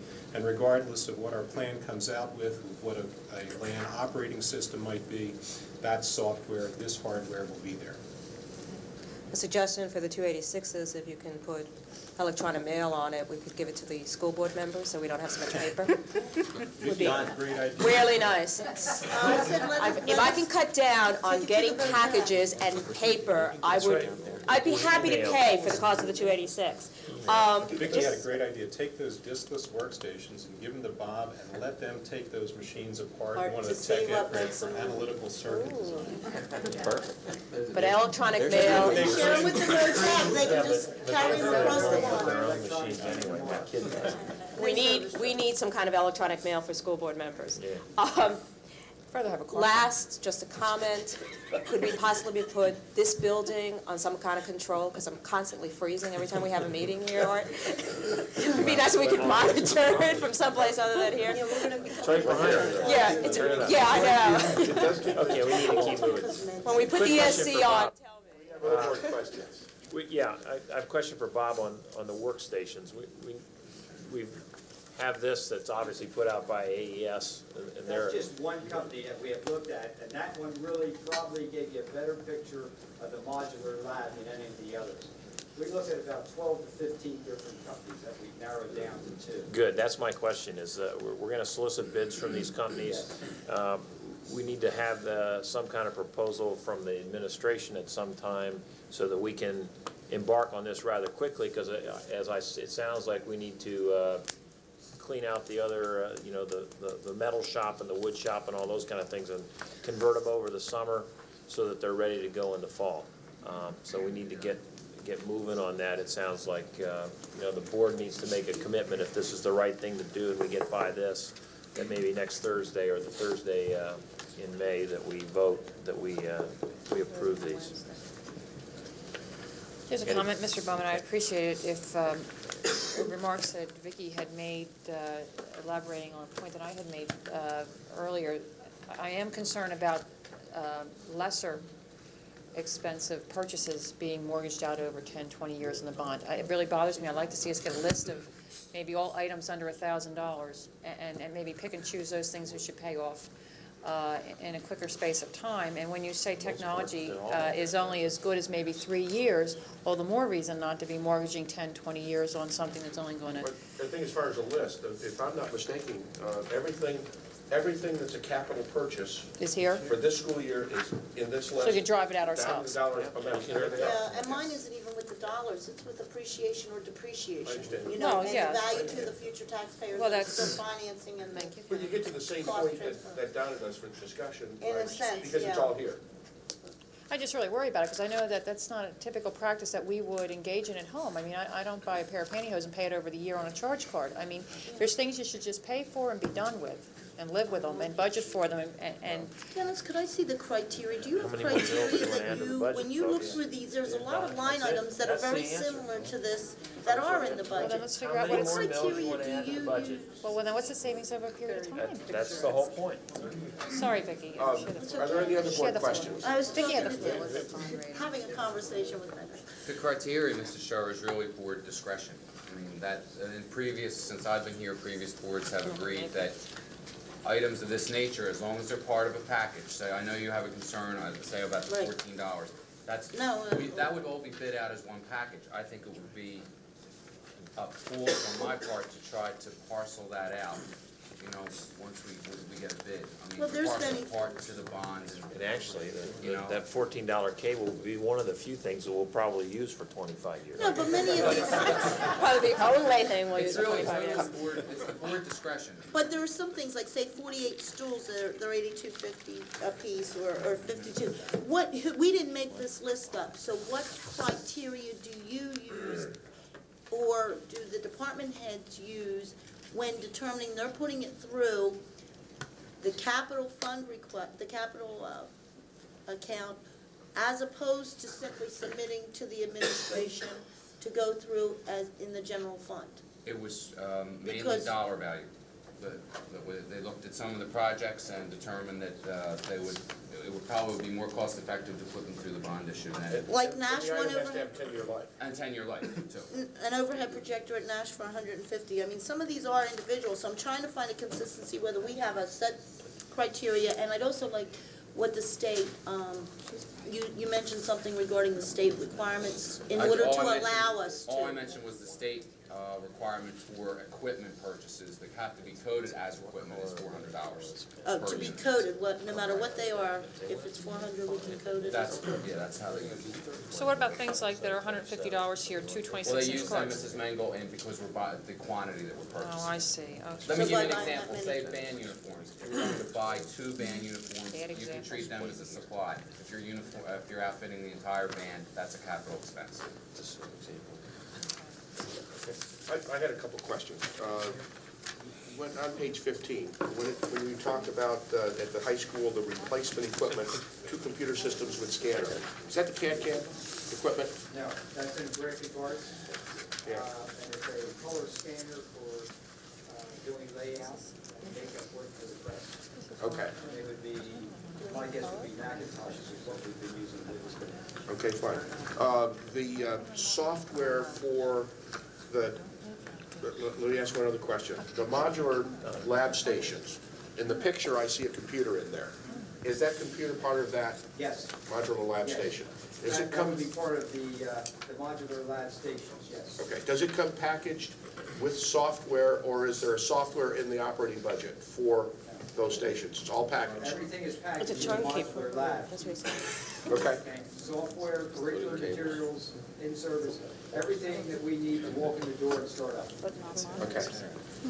Now, the software for the computer labs that are going in for the education, for the instructional side, that software is, the software to operate on those systems is in the operating budget, correct? Yes, it is. Okay. There's some operating software there, but you may have noticed that the budget is even down this year from previous years, and one of the reasons for that is we now have network licenses. Yes. And so what we'll need to do is possibly buy a few more station licenses, but we have some licenses in place that just need to be upped in numbers. And so we're actually spending less this year in software, even though we have a number of new networks, because the economy. You have them on the server, Yes, we would have. them. that's what you're having. And we already have So you're like- just getting your licenses? Like we have 150 user for WordPerfect, for instance, so we need to look at that now, and we'll need to buy some, but we have the initial purchase for that software. Do we have it, is there also software for the ones that are moving down to elementary? Is there any That's what software we're in the budget? replacing. Yes. Okay, as software, not in the We operating have budget. special funding lines and instructions for When, software. when you went out and looked at, this is a major computer purchase, I'm assuming that all of these that are the IBM or clones are going to be Pentium upgradable. Did you guys give consideration to Pentium for waiting a while as Pentium prices come down? Ralph, all of these are more or less placeholders and dollar values, assuming they're going to go out to bid, and the specifications are Okay. general at this point and haven't really been detailed yet. Really, it is, we think we can buy a workstation of the class we want for this price and multiply it by X number of units. Understand. But it's the high end. It'll This could definitely only be less. That's right. Okay. Unless, of course, we decide we want all Pentium machines, in which case it would definitely be more. At today's price, right? At today's price. Yeah, Well, today's it price. depends. You could do But alpha tomorrow there'll be chips. less. Exactly right. Exactly right. They're realistic placeholders. Any other Bill, comments? question on page 7, the 17-inch monitors. How many monitors is that? 4. Okay. They're used, the Good job. And, on the Edgelog software that we use. For example, when the board was looking, I hate to bring this back up again, but when the board was looking at boundary reorganization, all of that legwork was done on the Edgelog software. The transportation department was able to go in, Don and Charlie would give them a certain grid. They would bring that up, and the computer would tell them how many kids are located within that grid in certain grade levels, et cetera. When you're looking at a regular size monitor and you're trying to distinguish those grids, it's very difficult. That's like running AutoCAD. Yeah. Yeah. So that's why those four key In people fact, who utilize. 20 inch would even be better. But, It would, it'd be nice. But that's, quantum leap in money. Bill, we're going to take those 286s that Mrs. Leahy indicated that we would give to board members for electronic mail, and we'll put the boundary package on there and let the board members work on those. It won't fit. It won't fit. Under any circumstances would it fit. No, it won't fit. Are there any Okay, other board need to questions? move on. Okay. Hearing none, let's move on to the agenda. I think for the audiovisual equipment. Jones back. On page 18 in your packet, the summary of the audiovisual equipment needed K to 12. Joan will make some comments about that equipment. In regard to the AV equipment listed on page 18, the equipment on the left-hand side for the elementary buildings are primarily overhead projectors in use for the new math program. The carts, in regard to CULP, 3 of those go to those overhead projectors and 2 of them for equipment for which we know do not presently have carts, and they've been sitting on student desks, and this means that it's precarious, and in addition to that, we run the risk of things falling off and being damaged. In regard to the high school, the TV receiver is in math. It goes along with a VCR, and that's because the department only has one piece of equipment right now, and they need this for the algebra program. The carts are for overheads without carts. The 34-inch carts are also for film strip projectors, which now we do not have cards for. The VCRs, 1 of them is for math, 2 are for science, and those are for the additional materials needed that are coming on video, no longer in 16 mil. The TV monitor is for the IMC. Right now we're using a receiver. That doesn't allow us the kind of fidelity that we need to be able to demonstrate the network. Students are unable to read the screens, and that's for that. Up above, on the replacement equipment, all of the things that you see here in the elementary schools, the IMS has a red tag with the exception of the 10x10 stage screen for Gwynedd Square. This screen is too small, it distorts images, and it will be recycled and used in another place in the building. All the way down to York Avenue, all of these items have either been red tagged, which means that they cannot be repaired, or they no longer work. With Pembroke, Penndale, and Penfield. Every single item listed there has been red tagged and they no longer work. In fact, they've been discarded. In the high school, the VCR is for health and PE. It replaces a VCR from the 70s that no longer work. The 2 overhead projectors no longer work. The 5 cassette recorders have been red tagged. The TV monitor is replacing the one in the IMC. The 2 slide projectors are in the planetarium, and what happens there is that the slide projectors were put in when the planetarium opened in 1971.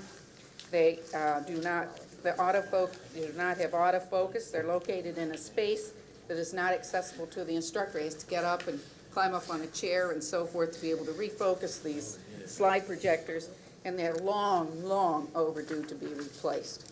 They're so bad they probably can't even be recycled. That's it. Ralph, I wonder, would you be opposed if we asked our questions after each presenter, since these topics are diverse? Yeah, this is tough. It's too much that first time Okay, around. but as long as you keep it crisp, because we've got a number of them in about an hour to go. I'll try to make these real quick. We're still buying film strip projectors. We're still buying 16-millimeter movie projectors. It is possible for us to recycle a 16-millimeter projector, should that be desired from the high school collection. It wasn't so much the question of the need for the projector. I'm sure if it's not working, but we can't get these things on videotape, or is this something for an auditorium where there's a need for high-quality projection? That was the issue, I guess. The information that I received from the school was that this projector no longer functioned. But they can use a VCR because most of the film strips come now in VCR. Yeah, it's the question. I've always had a problem with buying, film strip projectors that, David, are really... We can see if we can replace this one with a VCR and perhaps trade around. Well, Dick makes a good point. There are probably a lot of movies that are still being shown. Well, I'm sure we're not... The IMS is a mixed bag. Much of it is now going on tape, but they do still have some on 16 millimeter. But we will look again and see if it's possible to trade around. And Joan, as you go through the entire budget looking for audiovisual equipment, have you considered a computer LCD display panel that works on overhead projectors so that computer-based programs can be displayed on those overhead projectors? We've been considering those in addition to presenting devices, which allow you to go from a computer monitor onto a video screen. You don't see those here because we were conservative and didn't recommend them. We have a few in the high school. There were a few in some of the original requests, but there were several pieces of not only AV equipment, but computer equipment from individual departments that we prioritized out of the bond fund so that we could get the labs and so forth. Okay. My only concern about that is, again, as Ms. Mengel said, not to add things to the budget, but something that could be utilized on a central basis that can be put on loan to people who might have presentations they have to make in schools, or demonstration software might be helpful. We did have that on our original request, and it didn't make it through. Okay, other questions? We can move on to...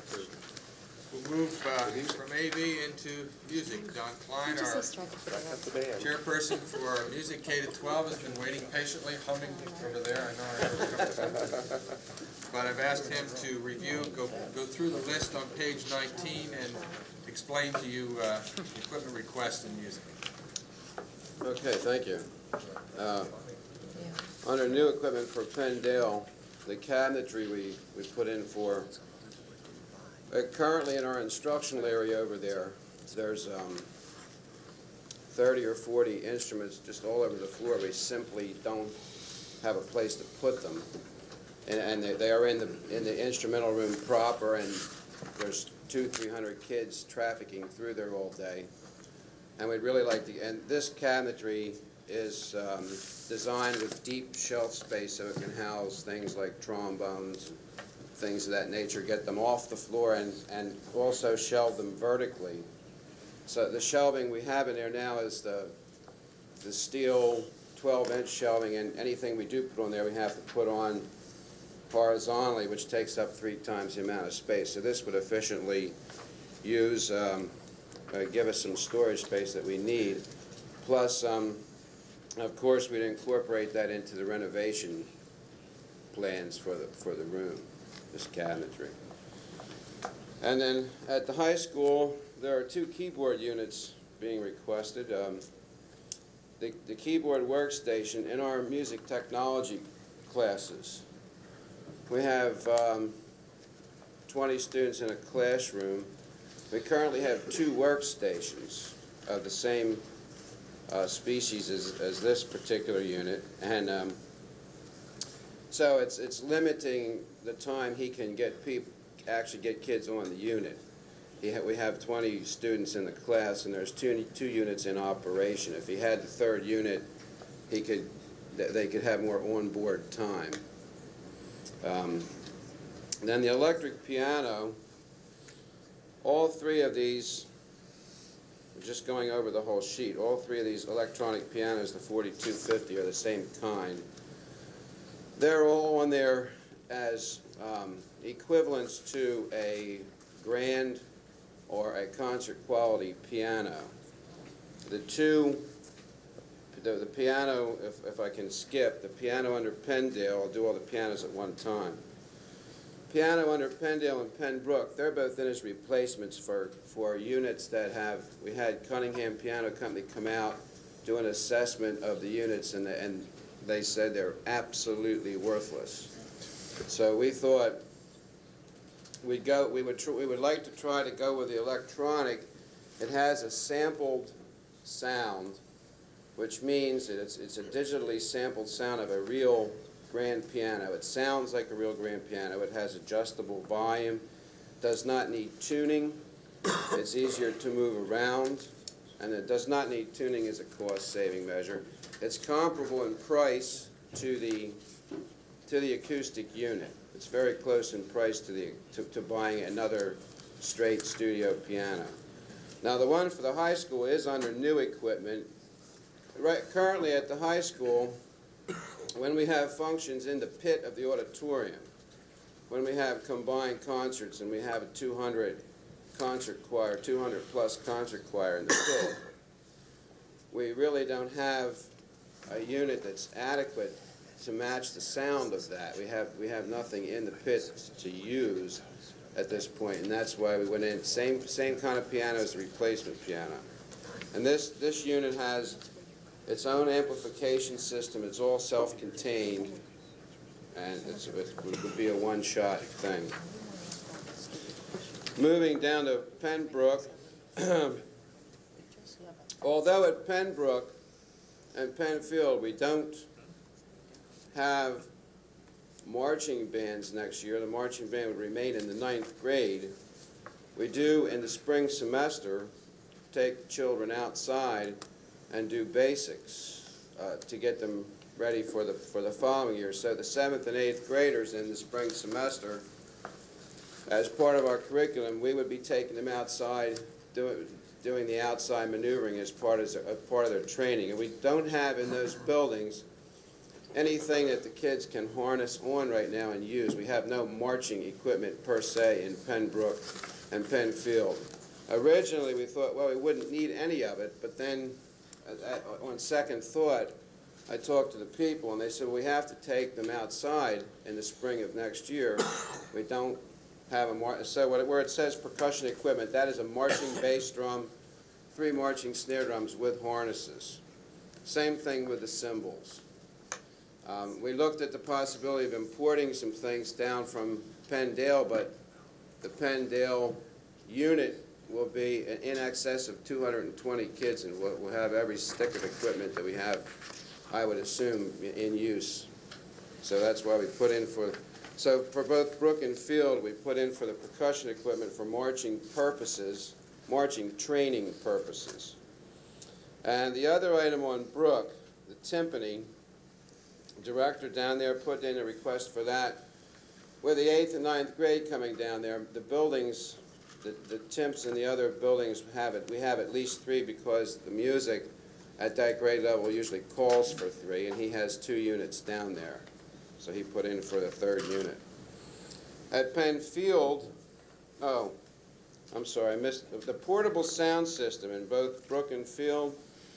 that too is a marching-related device. It is an electronic bullhorn that we put out on the field that has a headset so that we can instruct the students, because we're instructing the students sometimes 100, 120 students at a time. And it's pretty much a necessity outside have some kind of amplification. And this is not a bullhorn in the sense of just up to the mouth. It's mounted on a rechargeable battery, and it has a headset so the instructor can have mobility. So there's one of those units in for Brook and Field. The other equipment under Penn Field, the new equipment, the jazz bands at Dale and the high school and Brook all have sound systems for the jazz bands and vocal ensembles have sound systems, speakers, a mixer, an amplified mixer that they use when they perform, because they're in many situations where they need it, and there isn't one at Field at this time. The director there submitted a request for a sound system for the jazz band program and the choral program at Penn Field. Moving to replacement, I mentioned the pianos. The electronic piano at Gwen North would be for a cart situation at the Gwen North School. A smaller unit used, very portable, used on the cart when the teacher goes from one classroom to another. It's not on the cart. Oh, it's not? No, that's to replace one that the strings teacher uses, and we've had that one for many years. It's on a stand. We've had it for many years. It's no longer worth the cost of repair. Okay, excuse me, I overlapped on something there. Pembroke, as I said, that's an electronic piano put in to replace an acoustic unit right now, same at Penndale.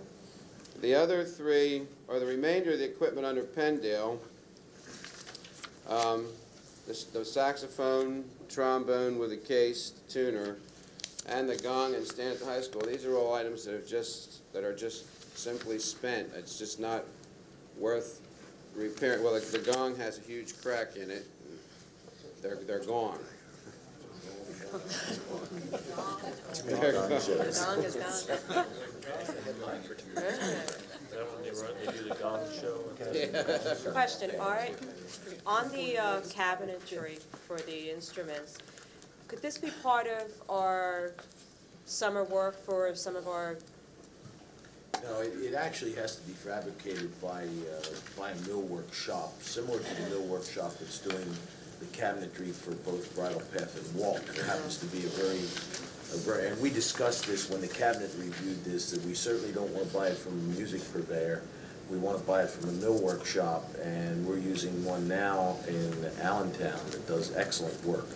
But, you know, it's too labor intensive for us to do it in-house, and then we're not going to have the kind of longevity as far as the joinery and the way they're doing it in a fab shop. So, but I think, you know, we can either include that in the renovation, which, as it stands now, and you'll be hearing more about that, the phasing for that area will begin probably in May of '95 and go through and be ready for the opening of school in September. So we can either include it then, or we can have it fabricated so that it fits that area in accordance with DIC specs prior to. Thank you. I have one more question I'd like to ask you. Talked about the replacement for the two pianos in both Pembroke and Penndale. You said you had somebody come in to look at those pianos and said that they weren't worth anything. What kind of maintenance program do we have in the district for the pianos that are out there, that these two are no longer worth fixing? I should correct, the one at, the piano at Dale was professionally assessed. You know, the piano, did talk to another tuner for the one at Brook, and he said the same thing. It wasn't the same company that assessed both. But what kind of maintenance program? They go in, they're tuned and repaired as deemed necessary by the instructors in those buildings. It's not done in a package, it's done on an as-needed basis. So again, I'm curious about the replacement of these two units. If they just been, excuse me, I could tell you how long a computer could last, but I have no idea about how long a piano might last. And I'm just curious, I mean, to replace two expensive instruments like that, what occurred, I guess? To the piano, it's to the old piano. Yes. The one in Dale is a grand, it's a mini grand, and the soundboard is cracked. The actual internal soundboard is cracked. The action, the key action, just is warped. Is that something that's a natural occurrence? It could happen over because a period of time, especially the temperature and humidity in the building? That's right. How old are the And pianos? another nice feature about the electronics is, of course, you're not as susceptible to that, too. Well, I'm concerned about the older ones rather than with the new ones. Those I can understand. Don, do you know how old they are, approximately? The mini grand, Don, if you need help, the mini grand is a 1956 piano. That's what I thought. Thank you. That's the kind of things I was looking for. But it seems that somewhere along the line, maintenance wasn't really kept up on it. No, that's not not the kind of usage that you have. Even the question about temperature and humidity, that is a... The amount of use that this equipment gets over the years and the age of the equipment, I know for a fact that I approve purchase orders for all kinds of maintenance services on all of our major instruments across the secondary schools, and it's very regular. Anytime it becomes out of tune, where it can't be done by the musician himself, it's done through a service that we budget for. So this was more of a mishap. Again, that was just my concern, that they've been properly maintained, that we haven't neglected that for budgetary reasons, and now find ourselves replacing instruments because of a lack of maintenance. That was my only concern. Very well maintained. The cabinets are in here for better housekeeping measures, or is it, or do we have a problem with thievery? Well, it's to the point where it's actually even space. I mean, we have instruments on the floor, and we're really excessively crowded with the kids in the chairs. I mean, it's on the floor right in the instructional area. We don't know where else to put it at this point. This is going to be done also in connection with the renovation of Penndale. Any more? Move it on. Move it on.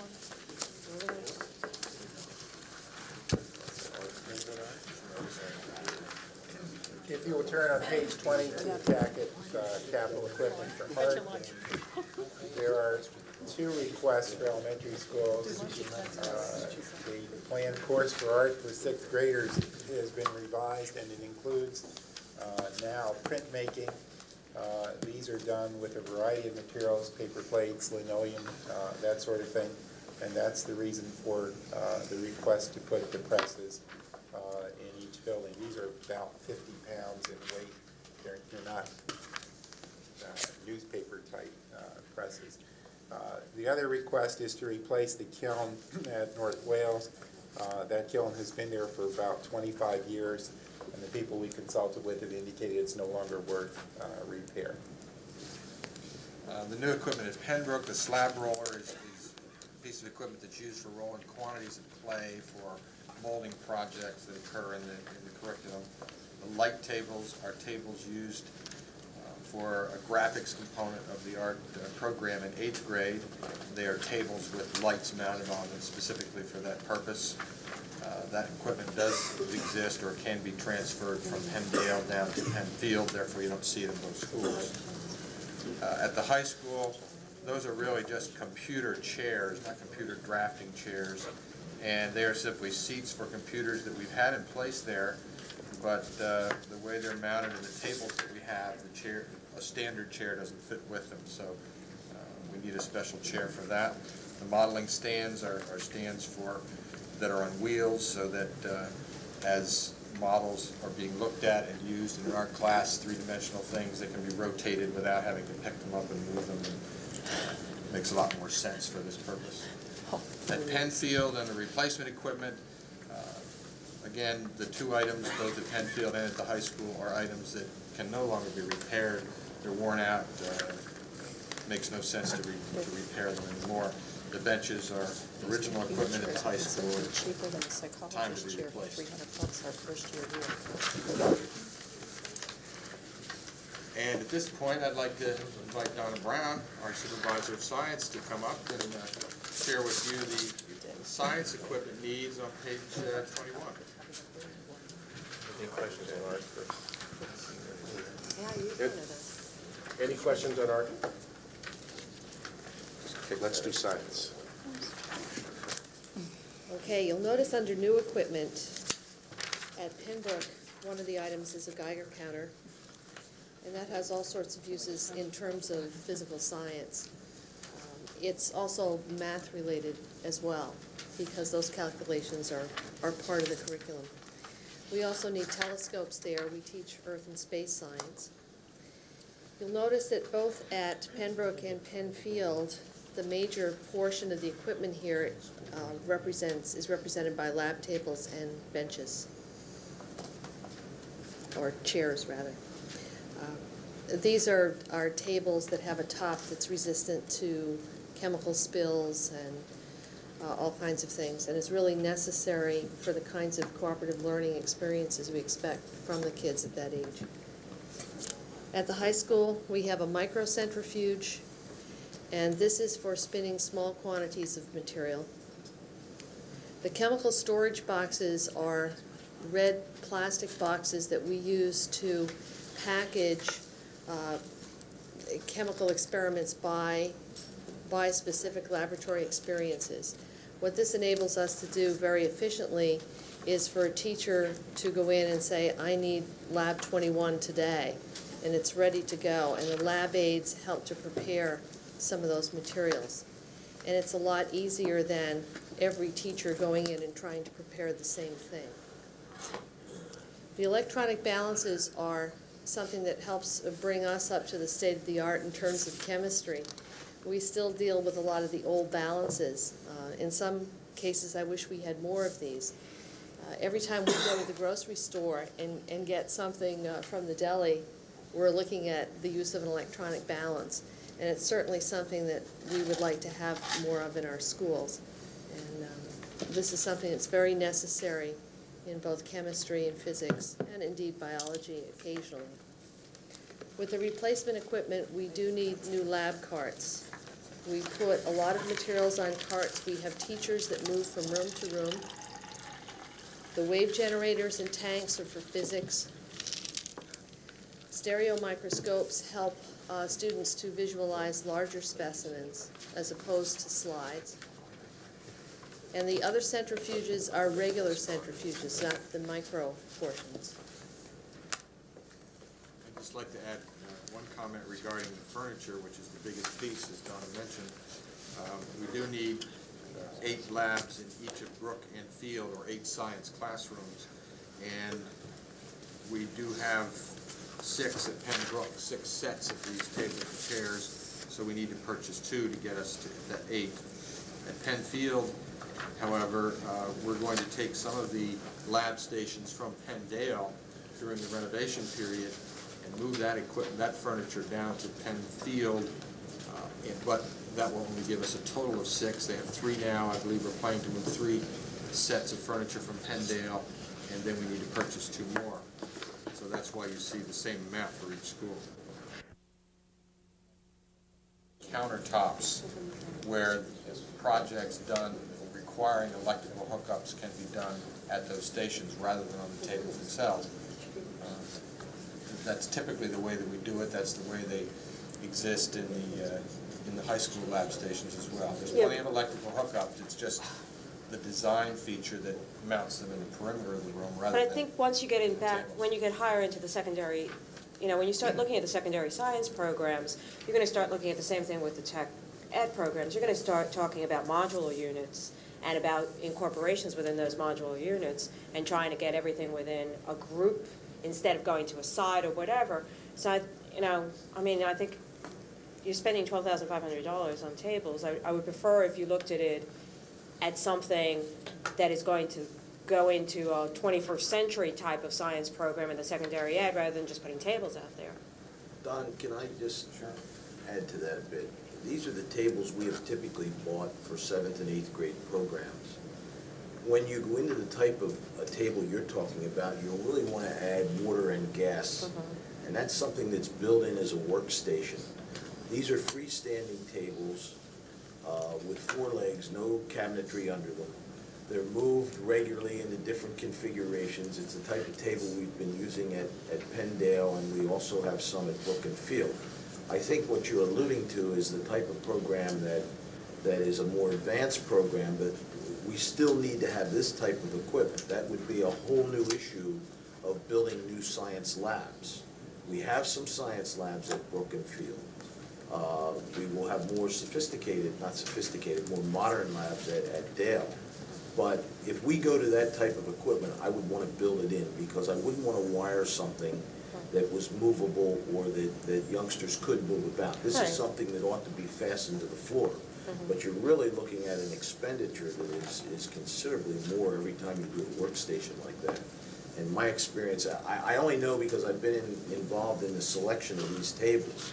And unfortunately, our people have been involved in humping them up the steps at Penndale and assembling them. And believe me, they're heavy tables, but they have a function. It is a typical lab table that is used typically in a middle school program. I'm looking at them, hopefully not as a stopgap for our program, and then next year or the year after saying, well, we're looking at the whole science program, and says that children should be working in modular units, in a unit that has gas, water, electricity, computer hookups or whatever, that type of thing, and then finding out that, we've got all this expenditure and we've got all these tables sitting around when we have nothing to do with these tables. Actually, what would happen, we'd be coming back for such a renovation at those 2 buildings as it relates to whole new electric service, and that would be a major to go with that type of table. Don, I was just going to ask, the same question was asked of technology, about long-term planning with a new curriculum coming, but is it your feeling that everything that's in this is in keeping with anything that would be planned for as part of the new curriculum? And that relates to what you asked also, Carmen. This will serve our needs, particularly for this level, even with changes in the science program. As Art has explained, this will serve our needs for quite a long time. Don, a quick question on the storage boxes for chemicals. How many boxes is that $2,000 represent? Are they $10 a box or $100 a box? I think the cost of those is something like about $15 a piece, somewhere around there. And it depends upon the quantity that we can get. That was the current price the last time they were purchased. And that's in keeping with what Mrs. Scheer was commenting on. That's something that we might want to put it in as an expense item rather than in the capital account. So. Well, again, it was because of the quantity of them and bringing it up to about $2,000, which is. Oh, I understand lumping them together, but that's something we need to look at. Okay, thank you.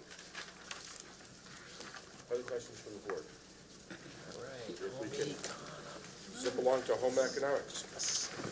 Yes, so call your attention to page 22. There are a few items from the home ec department that have been requested. A refrigerator, an additional refrigerator at Pembroke. Our other 2 middle schools have 2 refrigerators for storage of supplies, and this would bring us from 1 to 2 at Pembroke. At Penndale, just this afternoon, we reduced the number of microwave ovens that we need from 2 to 1, so we'll change that to just $210 rather than the total of $420 there. That'll change our total slightly. And as far as replacement equipment is concerned, both the dishwasher and the sewing machines, the dishwasher itself is worn to the point where it needs major parts and it's not worth repairing anymore. The sewing machines are part of a cycle replacing that equipment, some of it over 20 years old. I mean, the kids don't wash their own dishes? I thought that dishwasher was for your house, We have to lengthen Dick. the periods to do that. Do people make clothes anymore? When there's thrift shops around? And one on Main Street, Glasgow? There's about 10 on Main Street. How do these items relate to the new tech ed program? We're talking about home economics and sewing. Are those things going to be replaced by the tech ed program? Well, not by the tech ed program per se. Home economics remains a department with a program that is in place. The program itself is changing. It's not just cooking and sewing anymore. and that curriculum has changed over the years. But we still have these programs in place. Children still learn those skills, and so we need this equipment to continue. I thought I was maybe taking too broad a view of how industrial arts and all of these other courses all interrelated. I didn't get to the sewing. If there's a connection, you'll find it in technology. Is there a tech ed program for home ec, home economics? Not to my knowledge. And there's no video toaster in the home ec program. Right. It would be something to look at. But as we start wiring our homes and getting smart houses, I'm sure that'll come around. Yeah, I mean, Patience, yes. cooking and sewing, but there's a lot more to home economics than just cooking and sewing. No, there isn't. Okay, I know I do plumbing repair all the time. That's it. That's all there is to it. Let's not kid ourselves. Physical education. Did you let Fred do that? Fred wants to do phys ed, so he wakes up. Fred needs to get back to his Page roots. 23. Phys ed speaks for itself. That's why we had Did it soccer put Fred on the gals mat there, during Fred. the first nap school? Put me on that map. We're gonna have Jim out of nap. The gym mats that are listed, actually the one for NAP is a replacement as well, and it belongs in the other column. And the same thing is true with the two at Culp. We've had them for many years, they do wear out, and it's time to replace them. The soccer goals are replacement goals that we're calling for that are portable. The ones that exist currently are in terrible shape, rusted. This replacement makes a lot more sense because we can move them from field to field if we need to for instructional purposes.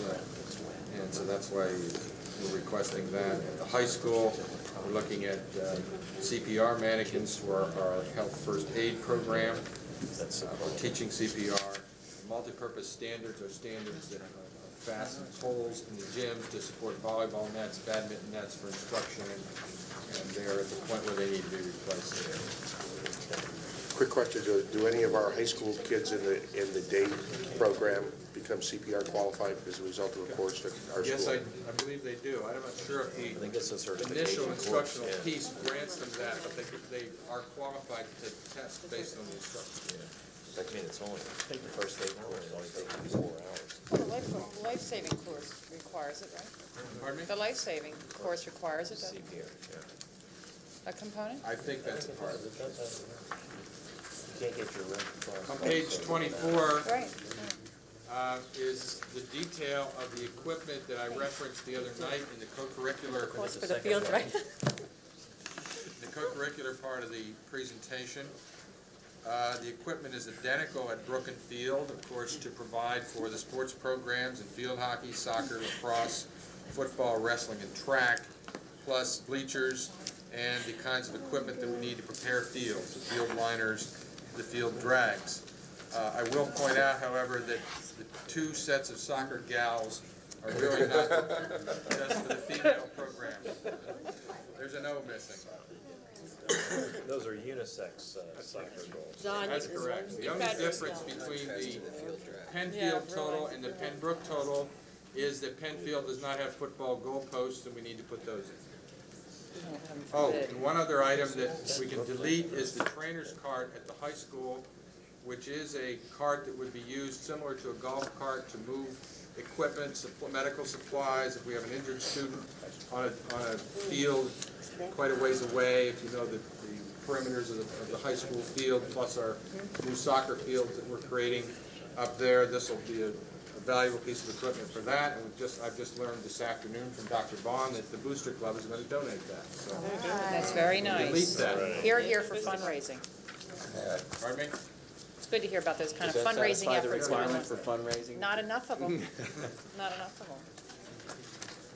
The final section is on page 25. This is general equipment for the buildings, and Charlie will talk about the elementary.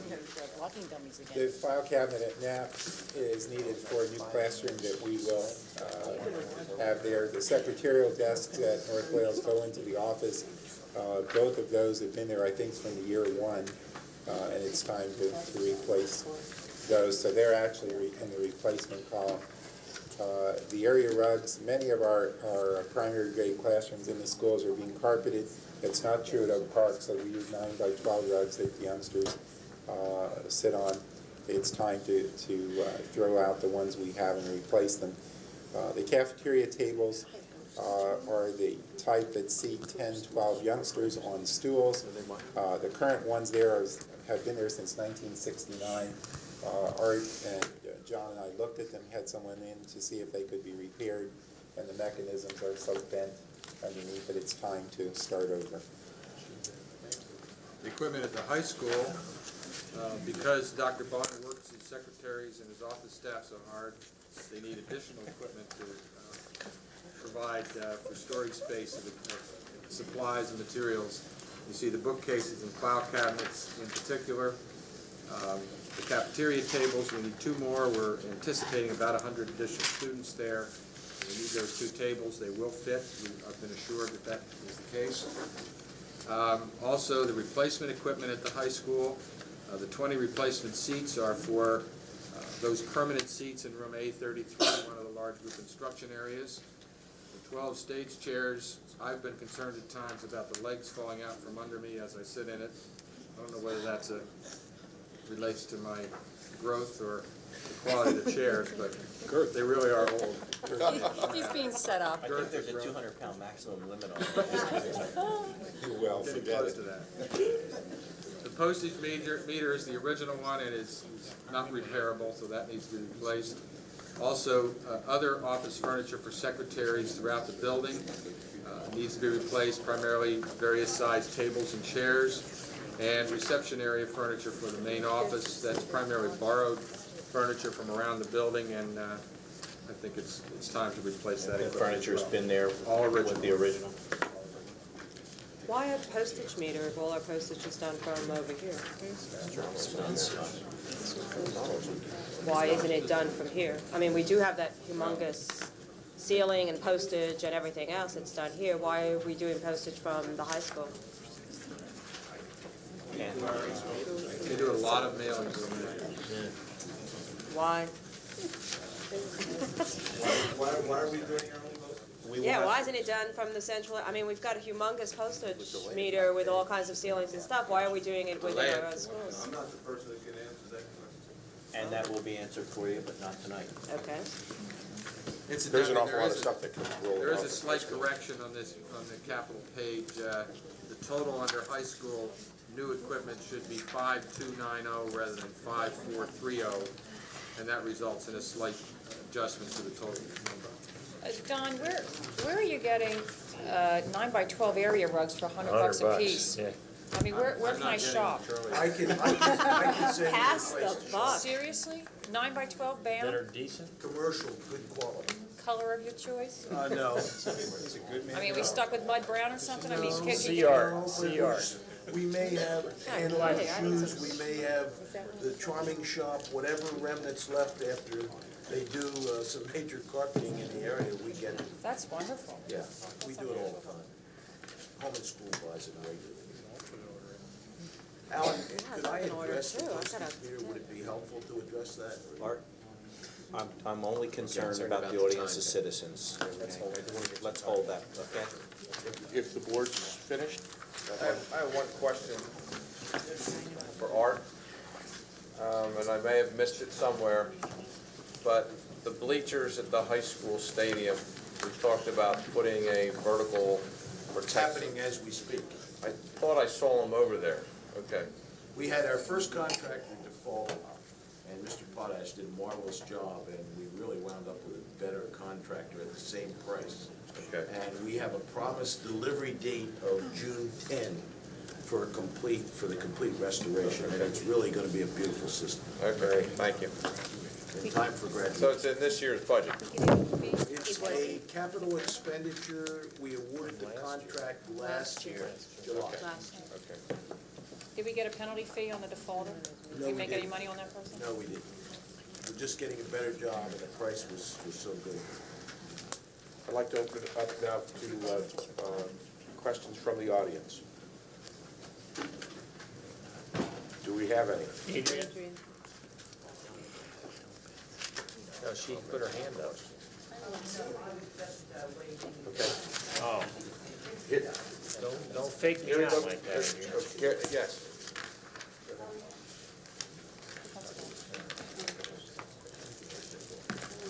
Fisher, excuse me, Todd Fisher, Lansdale.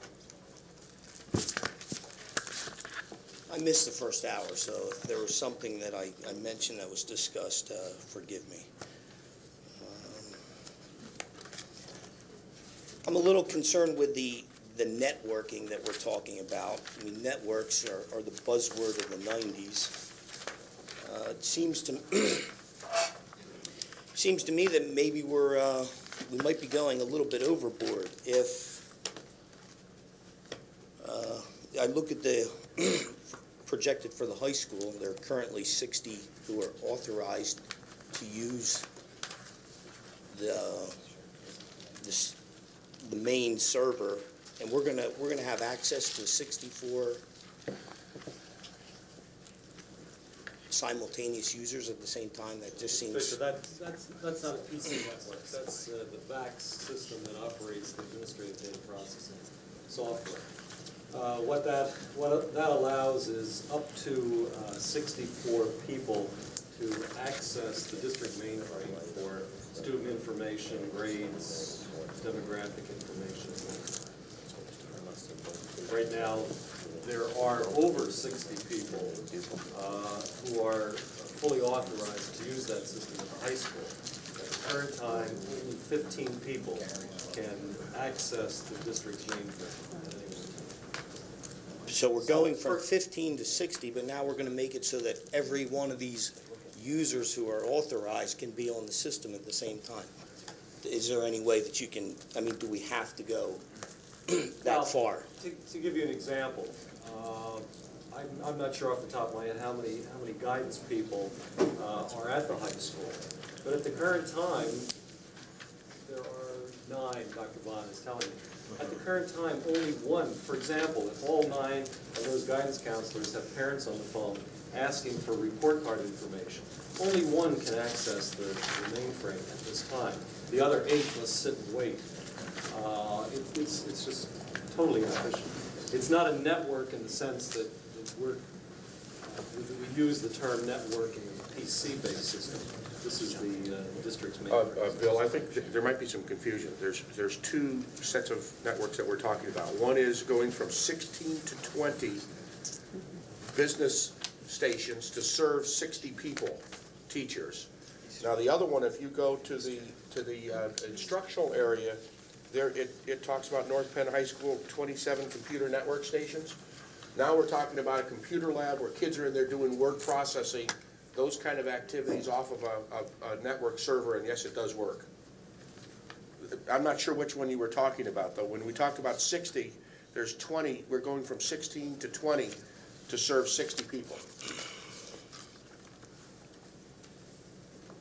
The one 16 to 20 is on page 9. I'm on the administrative data processing page 3, where it says at the very bottom where we're going to have simultaneous access for 64 personnel, and we currently have 60 who are authorized to use the system. Yes, and if you go to page 9, you'll see is that not, am I not talking about the right equipment there? No, I think Mr. Fisher is talking about strictly the administrative upgrade on page 3. I'm also a little, I would wonder why we need 486s for the elementary. We need 11 PCs for the elementary. Wouldn't 386s suffice? I don't know what these kids are going to be doing in elementary school. I don't think that they're going to need. Elementary schools? Now, we're talking, Mr. Fisher's talking about staff. the 11 PCs that we're looking to upgrade for the secretaries. Those are staff. Word processing, can't that be done on 386s?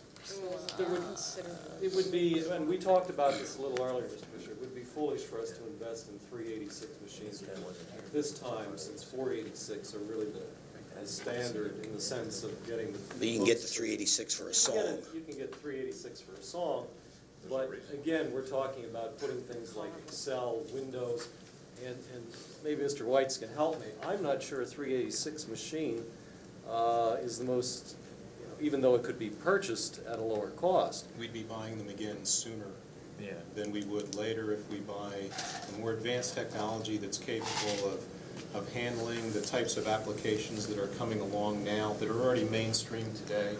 They're just going to need more computational power, more memory, and more storage. Buying these machines, I agree with you, they're very inexpensive now. If you look at ads in the newspapers, you can buy them for $800 or $900. So we would just be buying them again in 1 year or 2 years. I think, in our opinion, what we're buying today is technology that will give us a usable life of hopefully 3 years. I don't Do think we have money in the budget to teach these people how to use the new technology? And you can put a machine in front of somebody and tell them to go to work. A lot of people are intimidated by machines. I don't know if it'll allay any of your fears, but I'm a strong proponent of training for all of these machines. They can sit there and look like great technology if they're not being used. Yeah, I don't want glorified The typewriters. support aspects, the training aspects, all of those things are all things that we have to plan for and continue to pay for to make sure that we're use of all these things. Take your jacket off. Those guys have your jacket off. Take your jacket off. On the, if I can just return to the general budget discussion, the general fund discussion from the other night. Tonight, tomorrow, Thursday night, all of that will be open because we'll have been through the whole budget. Tonight, we're going to hold comments to the capital budget that was presented tonight. Okay, thank you. Glenn, did you ask your question? I just want to know what are football blocking shields? Could we get back to Yes, Fred. let Glenn? Hold them out there. Glenn, go ahead. Hi, Glenn Hyman, Thompson Township. Kind of missed all these meetings. It's been a while. Looks like if my numbers are correct, you're looking at something like $1.2 million worth of capital expenditures here, give or take 100,000 or whatever.